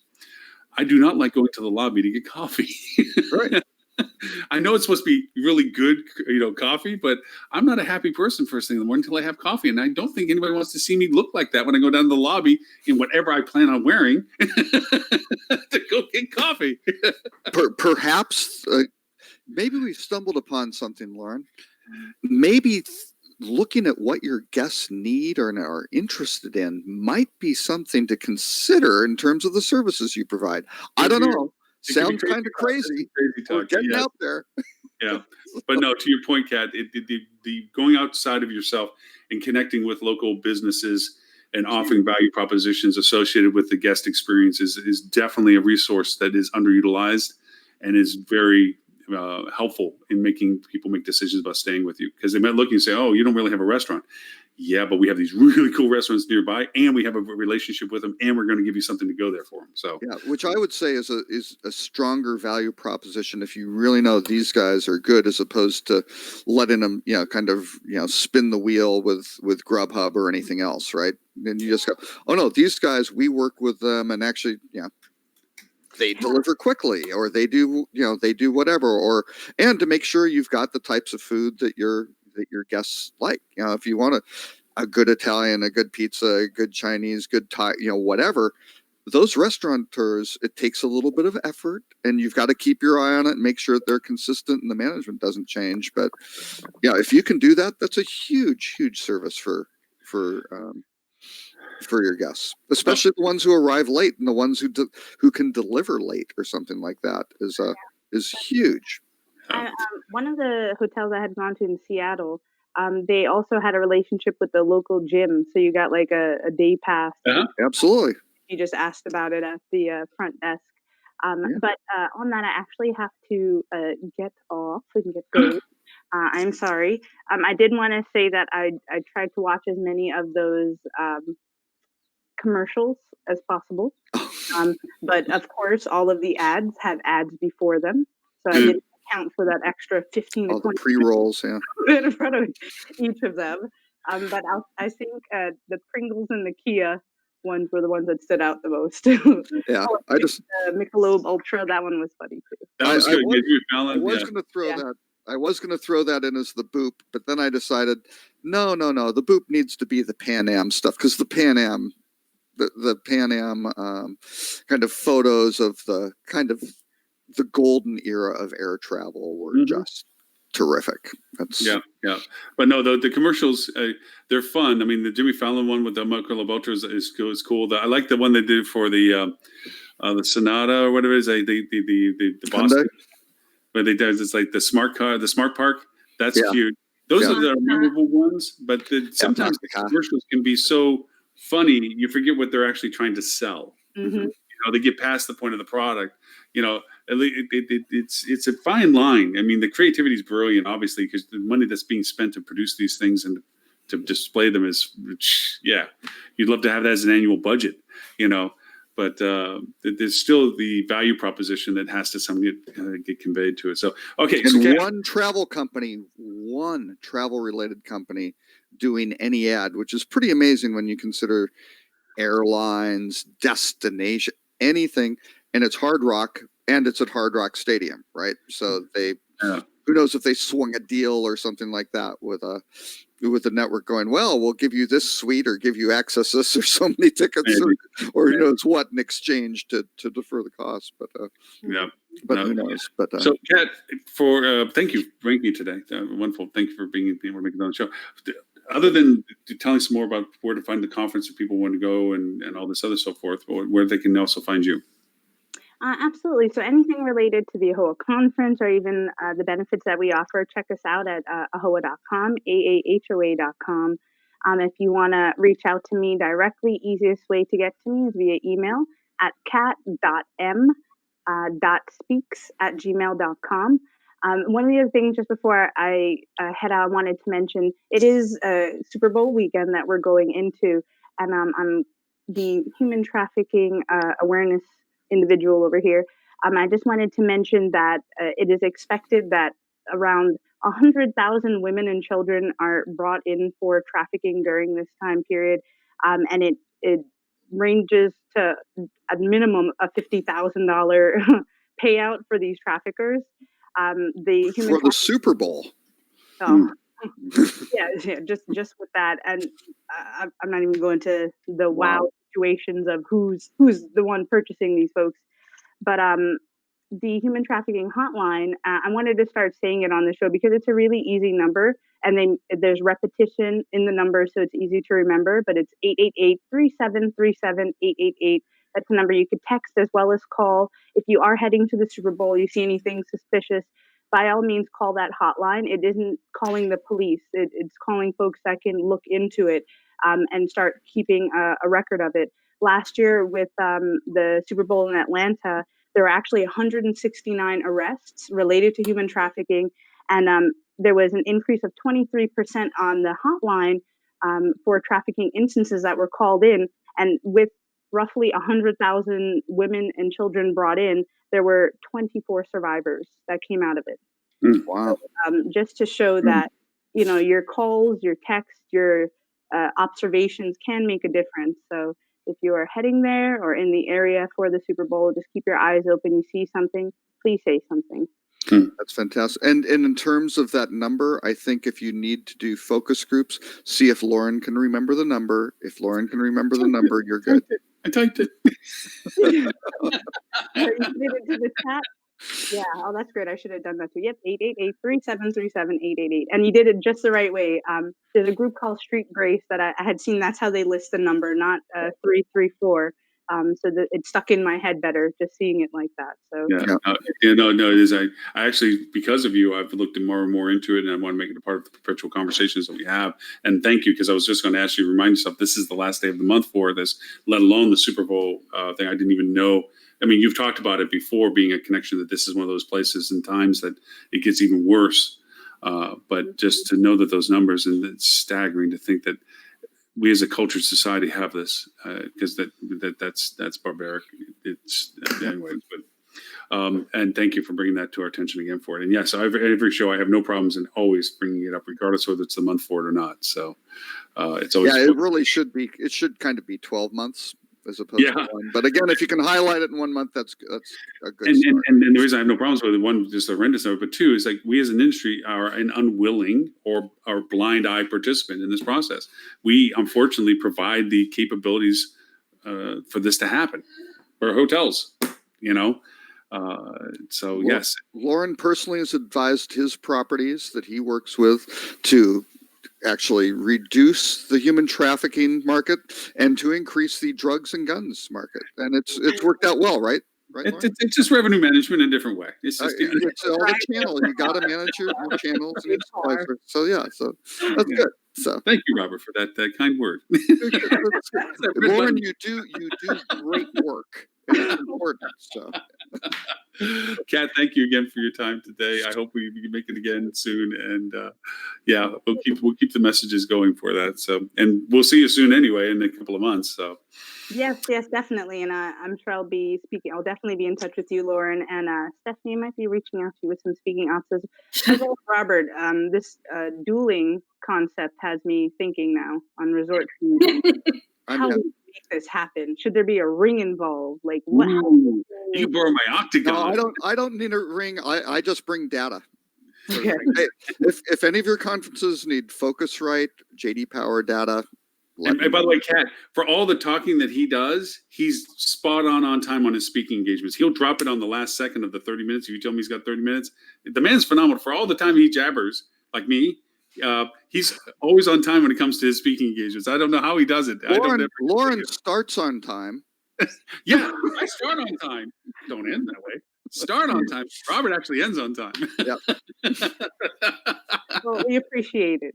The start and end. The end time is very critical, Lauren. That's just an area you can just a little bit of some tweaking there. A little fine nuance. Areas for refinement. Yeah. Yep. But no, thank you very much. And you'll see me again soon. Bye. Take care this weekend. All right. So out of what we had on the rest of your articles, so there's actually some really good points. Actually, last week you had some great ones we didn't even get to, but the rule is we don't go backwards. So Nope. This is current news, and it's back in it's lost. So since we have the pleasure of Stephanie, is there any of them Stephanie that popped out for you in the sense of make sure we don't miss before we wrap things up? We did my favorites, which were the Hilton Marriott one, and then I got my IHG notes in. So Robert, take it away. I always throw in like little ones that are, again, these are things that aren't necessarily the largest and biggest stories, but they're ones that caught my eye. One is that Airbnb Experiences has added Catherine Powell to their team, and you go, and too bad Stuart isn't here to go. Are we talking about short-term rentals? She was a pretty heavy hitter at Disney. She handled a lot of the Disney experiences and events and things like that.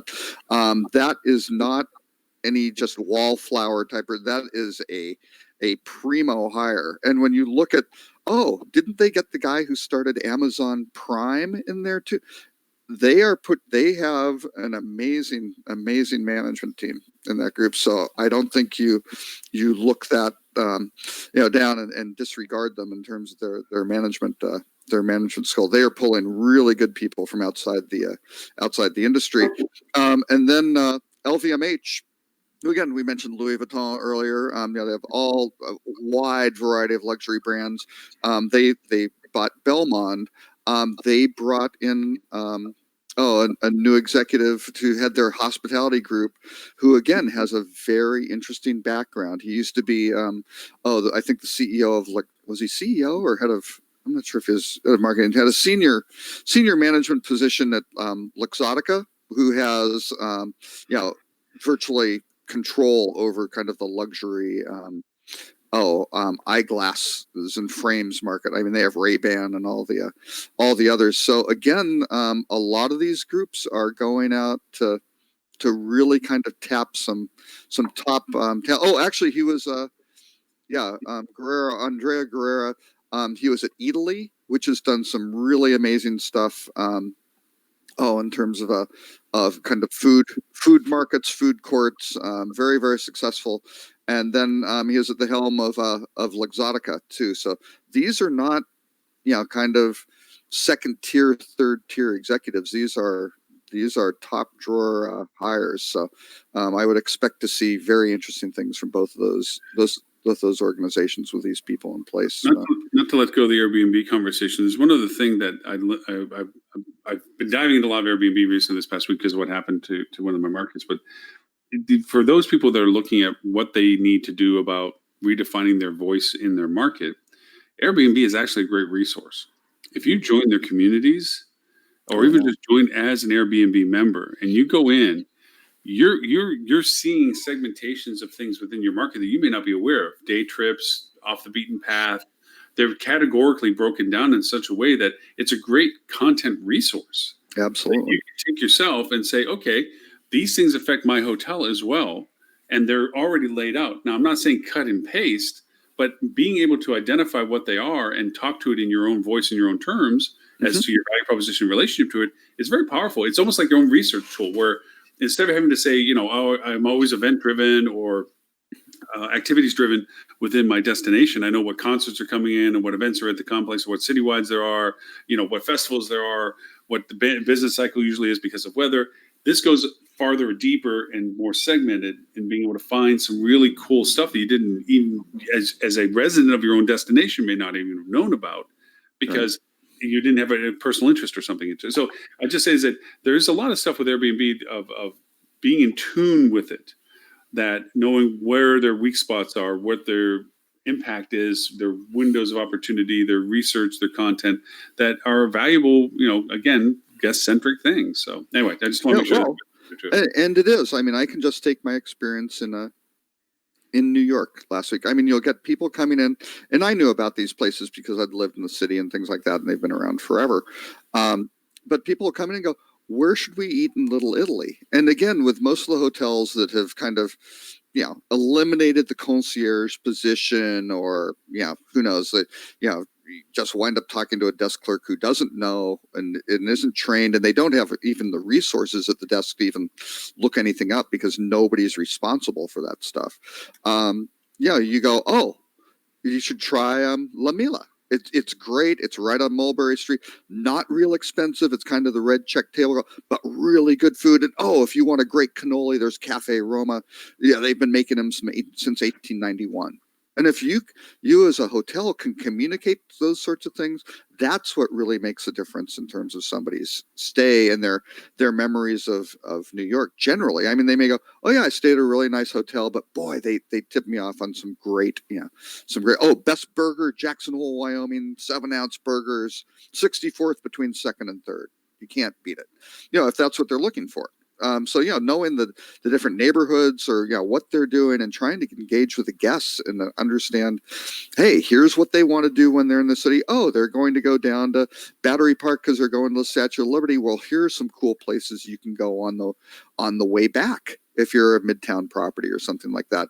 You don't have to just Uber down there and Uber back to the place, or you could tell them how to do the subway if you really, if they really are adventuresome. But those sorts of things are what really help travelers enjoy a destination, love a place, and then recommend that hotel to their friends, right? So we got time for the boop and the. Do you want to do the raw before the boop so we end on a high note? I've thought for sure you were going to take the 5 most complex SEO problems, but that's okay. No, I'll let the world figure that out. No, I didn't necessarily agree with them anyway. There's more. To me, there may be more complex SEO problems. Yes. Yeah, I would agree. It kind of goes back to one of our earlier conversations where our industry is still stuck in start. It just we get this thing where we're still on the mark of talking about what we should be aware of rather than knowing that we already should be they're aware of it. What's the next thing? And these reflected that in my mind, that they were talking more about, okay, yeah, they're not the duh moments, but they're the okay, yes, that's what that is. Okay, it's a 200 level class, not the entry level one. Yeah, right? Yeah, and it's going beyond those things of utilization, and it doesn't really address the fact of being an authority on your content and how that impacts now the search structure as to the way the pages are designed. Google dominates. You have to go through pages of Google on mobile, because mobile is the internet now. You have to scroll 8 times before you get to something that you have direct control over. In the sense, and I don't even mean direct control, mean that you can actually make that happen, except for paid placement by bidding. But your organic and so forth, before you even get to that influencing factor, you have to go through everything else Google's trying to solve for you before you get there. And to me, that's more of a complex issue at hand, as Google eating everything up and dominating and displacing OTA's value proposition. And it does have a value proposition, and our own value proposition rather than being a commodity. That's the SEO challenges I find to be more, is how to play in Google's sandbox to your benefit, not just to what Google uses you for. So Yeah. that was kind of my... And that's Google. And maybe that should have been the Google presentation. Just say, here's what we're really all about. We're about organizing the world's information. And if you organize the world's information, then you should be the one place people should go to, and the only place people should go to. And because we have an advertising business, you can then pay to try to get in front of that traffic to try to pull some of that stuff off for you. And I think that pretty much wraps up what Google is and does. And it's interesting. I think the industry is really needing to not necessarily wrestle with it, because I think they're already at the point where they have to play with Google as effectively as possible, right? They just have to play the game and try to play it smart. But then what are you doing to kind of defend your to defend your own? And how can you get this through unpaid channels, which a lot are word of mouth and kind of networking of just human to human and not just search. That's going to be the real key. So the Ruh-Roh is one you pointed out in your postings on social already. Anyway, so did you do it, Lauren? No, I Lauren, run me, please. While we're here, I want you to run the activity tool, and we'll see who has the worst Facebook exposure. I'm sure, because what we're talking about is Facebook finally. They had rumored this for 9 months maybe. Basically, it's their off Facebook activity tool. Right. So these are all the sites that tie into Facebook for information. So how many sites are pulling information, basically have information about you, who are basically it's the sites that are using the Facebook advertising ID. Right. I mean, that's fundamentally what it comes down to. So mine was ugly. Mine was quite ugly because I consider myself a lab rat for this stuff. And so I don't block a lot of third-party cookies and things like that. And I just kind of see what happens because I want to see what people are doing. I had over 1,100, I think it was close to 1,200 websites that have basically my Facebook ad ID on it, which is a pretty dauntingly large number. Lauren, I'd love to know what yours is. Unless you do a lot of cookie blocking. I have 781. Oh, see? Yeah. So. I got to go run mine now. I didn't do it yet. Oh, yeah. You should. Well, you can't. It's real quick. It'll come right up. We can. Yeah, it'll go for it. Yeah, yeah. I'm like you. I don't really turn much off. I don't. I use it for what they intend to use it for, knowing that I'm sharing more than. To me, it's like, if you're going to learn it from me, then okay, great, wonderful. Well, I just do it just to see what some of these things. Oh yeah, it's like with Google. I mean, Google knows more about me than I do. When I laugh, it laughs and all that. But yeah, no, but I think the point that I appreciate you making with this is that we get into this routine. Like, yeah, sure, go ahead. Need a permission? Sure, allow this, allow that. Yeah. And then the next thing you know, it's like, wow, how big of a pile is that we've gone over and allowed these many platforms access to our data. Because I was a bit of I wouldn't say abuser of it, but I utilized it when they first allowed us to log in with Facebook. Mm-hmm. Facebook made the mistake of saying I could, as a marketer, choose what information I wanted. Right. And I could say everything. I want to know everything. And that was a mistake because be careful what you wish for. The data I was getting was useless. I had no way of using it. Yeah. Eventually, they had to start cutting it down to saying all you get is name and email, and that now it's only Facebook ID and so forth and so on. Yeah. to limit Well, the that's so they can control it and monetize it all themselves, right? So you used to right. be able to get that stuff. Well, Yeah. and they used to. I mean, it used to be you could get all of your friends' check-ins, right? If those friends were sharing that with you, and I think they had to be sharing it publicly. I don't think they had it where if it was shared just to a friend within friends that it exposed. But maybe who knows, right? Move fast and break things was the was the motto.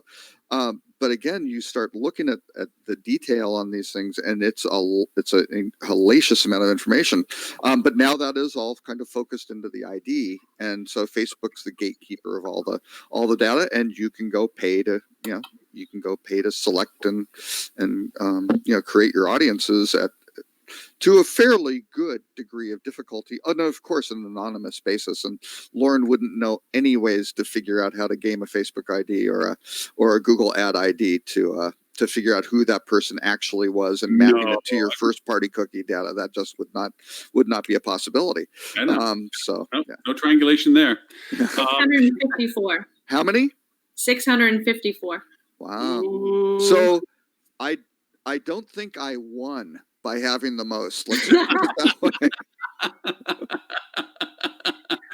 It's a contest of the biggest loser. Yeah. The other interesting thing, though, which was the Rutrow, is they have a nice little thing to clear your history, and you just click the button that says clear history. But there's a little note in there that says, "Oh, well, that'll clear the history, but we're going to keep grabbing everything moving forward from these sites anyway." Yeah. We're going to go back and clear it again later. Put a note on your phone. And you can keep clearing it periodic. Or they do have, if you drill down a couple things which aren't necessarily that intuitive, you can say, turn this off for all future tracking, right? And so you can go do that. And I think that's a really interesting fork in the road of what do people want to give up for convenience, right? And that's the whole, if groups are good at targeting, particular things that you might be interested in at the right time and are really good at that, that's very helpful and very convenient.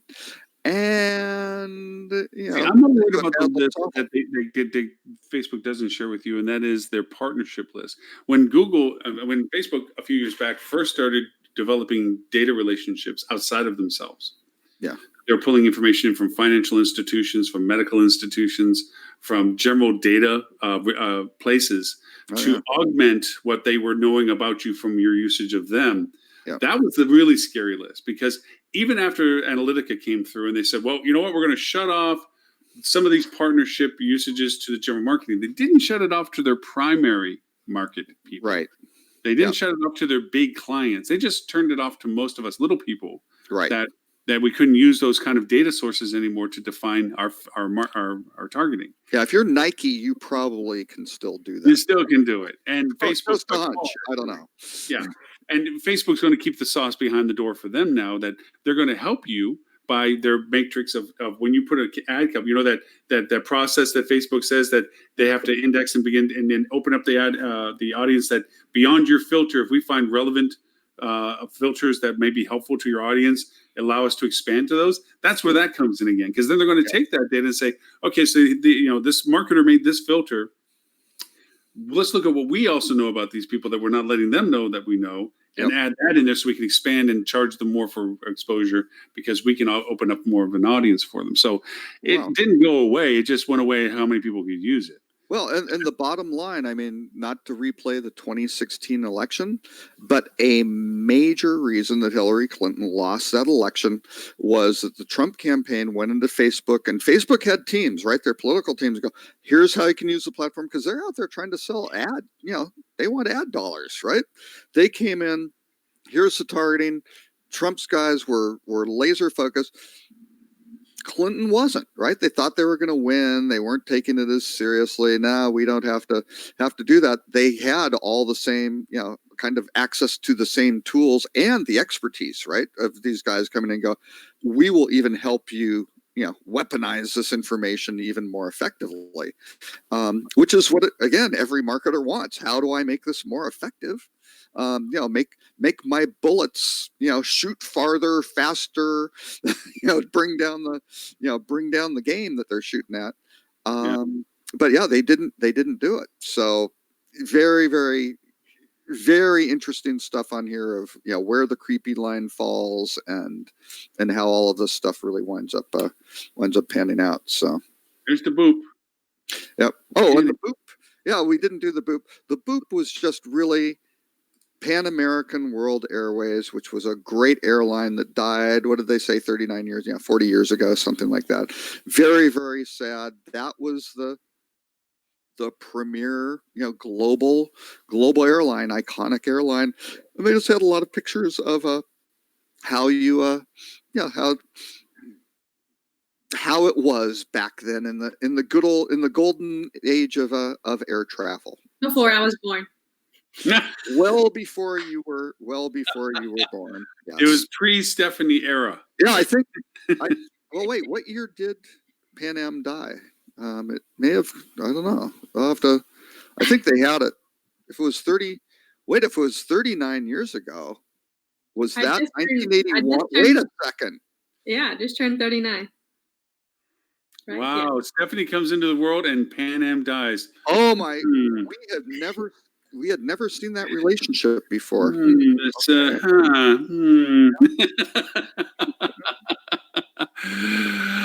But again, it goes back that there's nobody's too big to fail. I mean, you look at IBM, you look at all these companies that were once invincible. I mean, Pan Am was just, I mean, TWA, and those were just these icons of what air flight was. Mm-hmm. And now poof, neither exist. And Frontier used to serve steak and lobster. Let's just put it that way. Yeah. great in-flight dining, but no and more. They used to have warm cookies too, warm chocolate. Oh, that was Midwest Express. Yes, yeah, with the warm. Frontier did too. Oh, that was probably after they acquired Midwest for a little while, and then they killed it. Yeah. I thought Frontier for a while it was like, oh my God, they've got pictures of animals on the tails and warm chocolate chip cookies. I mean, they're going to get kids who are going to be like lifetime. This is genius. That's like McDonald's with Ronald McDonald. Get them young and keep them. One of the Adrian Award winners that was platinum was DoubleTree's Cookies in Space program. Now, I know we didn't talk about Adrian's last week. We did a little bit, and we didn't talk about this week at all. It's an interesting mix of what that has become. Yeah. So what was the Cookies in Space? What was the? That was DoubleTree's big social media campaign for last year, where they were offering. But they did this whole thing about how space is going to be really cool because there's going to be cookies in space. They're going to make cookies in space, and they did this whole social. You have to see it to understand it. It's because out of context, it's like, okay, that's weird. Zero gravity cookies. So did they send some cookies up to have them make them in the space station or something like that? Yeah. Okay. So. It just, again, I'll say about the Adrians, and I say this about any awards, vanity metrics do not go to the bank. Right. So, you can be really excited about all the engagement stuff and the implied value proposition of the marketing and so forth. And there is value to this. I'm not discounting all of that. I'd be impressed with having some of the numbers that those campaigns had. But nobody talked about the money. Yeah. Now, I'm sure it made money. I'm hoping it made money. Right. But nobody talked about what it did revenue-wise. They talked about the impressions and the implied marketing dollars of that kind of exposure and everything else. Right. But nobody said it produced this ROI or this kind of money. Even ROAS, nothing. Yeah. And when you look through a lot of those submissions, a lot of them particularly on the performance, the metrics are trash. Right. Mm-hmm. And again, that is one of the challenges with the Adrian Awards where, the way that they are, you may have some good campaigns that wind up getting negative. They might get a silver rating or whatever they get scored doesn't qualify them for gold because that person looked at it and said, performance metrics were where somebody else goes, oh, that's so cool. They ignored the performance metrics and they wind up getting a gold or wind up. It is a tough. I mean, I don't envy the position of getting awards for things like that, but it's just the aspect of, if I was in the C-room suite talking and I had the responsibility of making a choice of spending monies to do things, it would be probably, if not the first question, the second. Like, okay, that's all great. You got 1.7 billion impressions. You got 1.8 million engagements. You had, X $100,000 shares. what did we make? What did it make? Yeah. Can we do the, the Or three just questions? they track it, or even you go to the point. Here's how we track it, and especially with a lot of agencies, they may say this is proprietary information, but they can say that we wound up doing this, and it triggered a such and such return on ad spend or something like that. But yeah, most of them don't do it.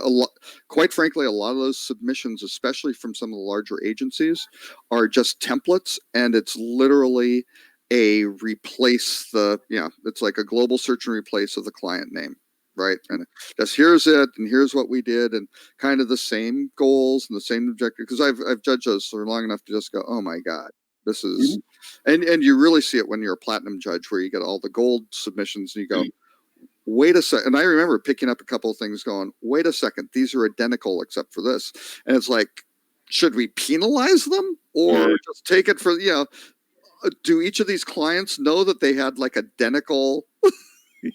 They were just getting cookie cuttered out. I don't know. But hey, if it works for one client, do it for another one. That seems to be the objective of a lot of these. If it works, then certainly in the website development realm, there's one major group who I am absolutely convinced their business model was to find a client who would do a custom site and then sell it to everybody, right? Oh yeah. And that was it, over and over and over again. Yeah. Well, we're hitting past the 2-hour mark, and thank you for both the time and the topics, Mr. Robert. Thank you for the topics as always, and Stephanie, thank you for time.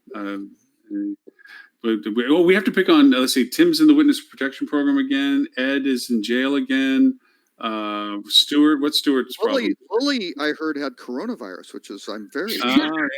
Holly, she's got the fungus of cold again.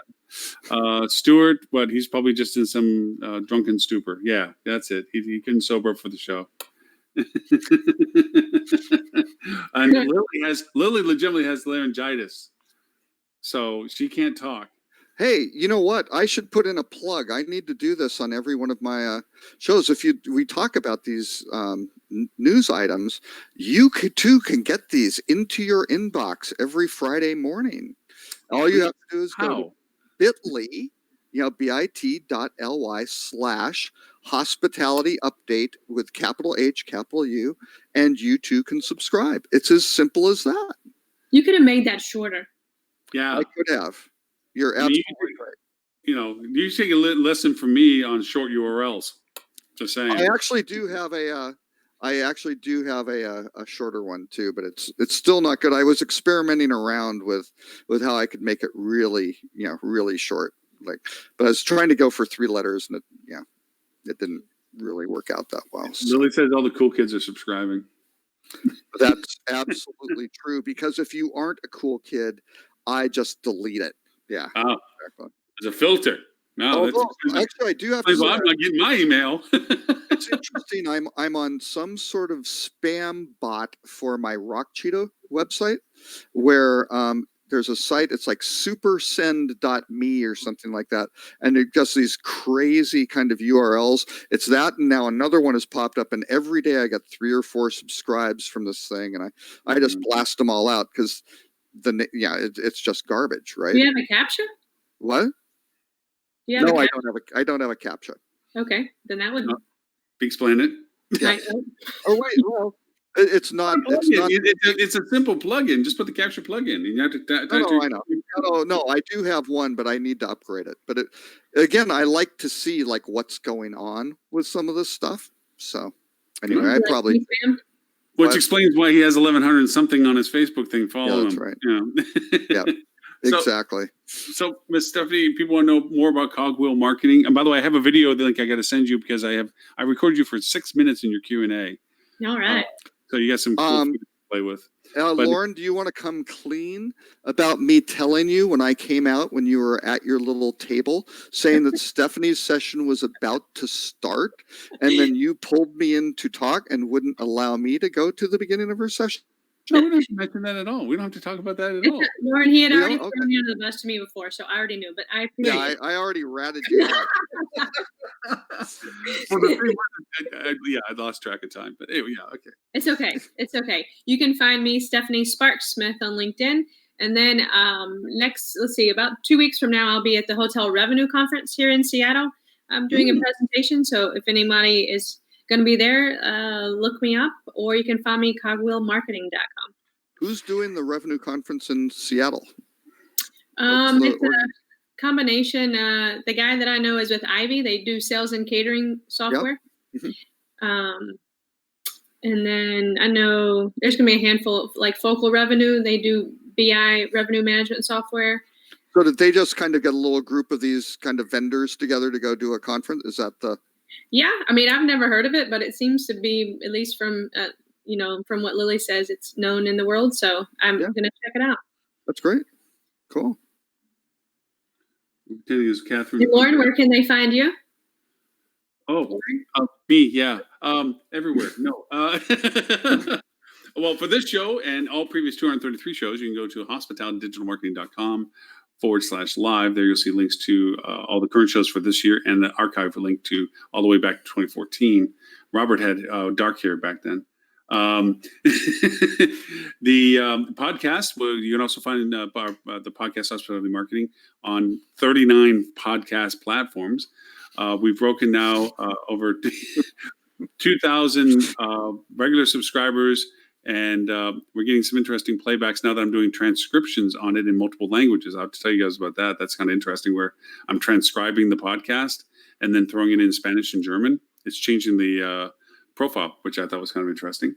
And with that, let's see, I'm speaking at Navigate next month, and then the HSMI Curate later in the month of March. And then at Alhoa's conference in April. I'm trying to think where else there is. I got to go up to New York to Pegasus. Yeah, it's that time of year, right? Wow.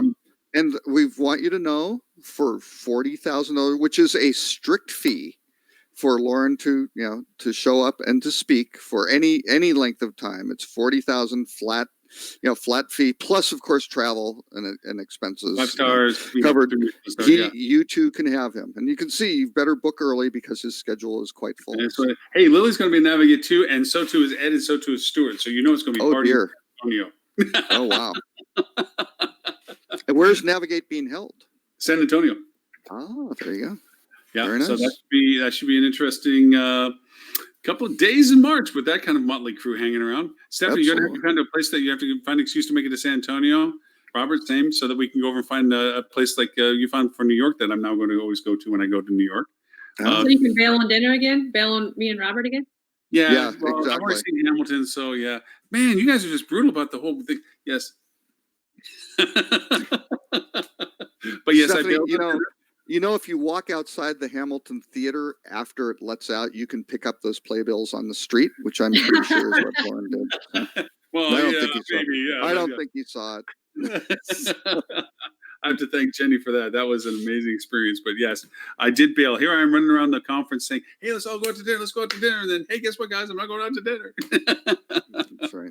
Yeah, it's bad. Mr. Robert, other than the amazing ability to get the newsletter, where can they find you, sir? Yeah. bit.ly/hospitalityupdate.com. Or no, not .com. Oh, I gave the wrong bit.ly now. Rockcheetah.com or on social media at Robert K. Cole. Excellent. Well, I hope you feel better, Lily, that your voice comes back. Because laryngitis really it's terrible. It hurts. It hurts. People forget it's funny that you just can't hear anything, but it hurts.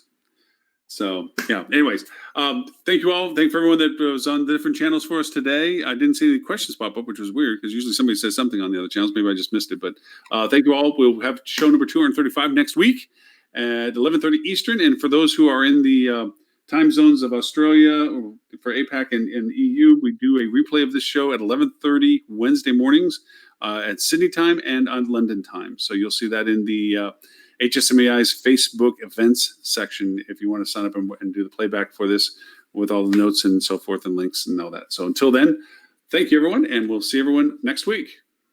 Bye-bye. Bye.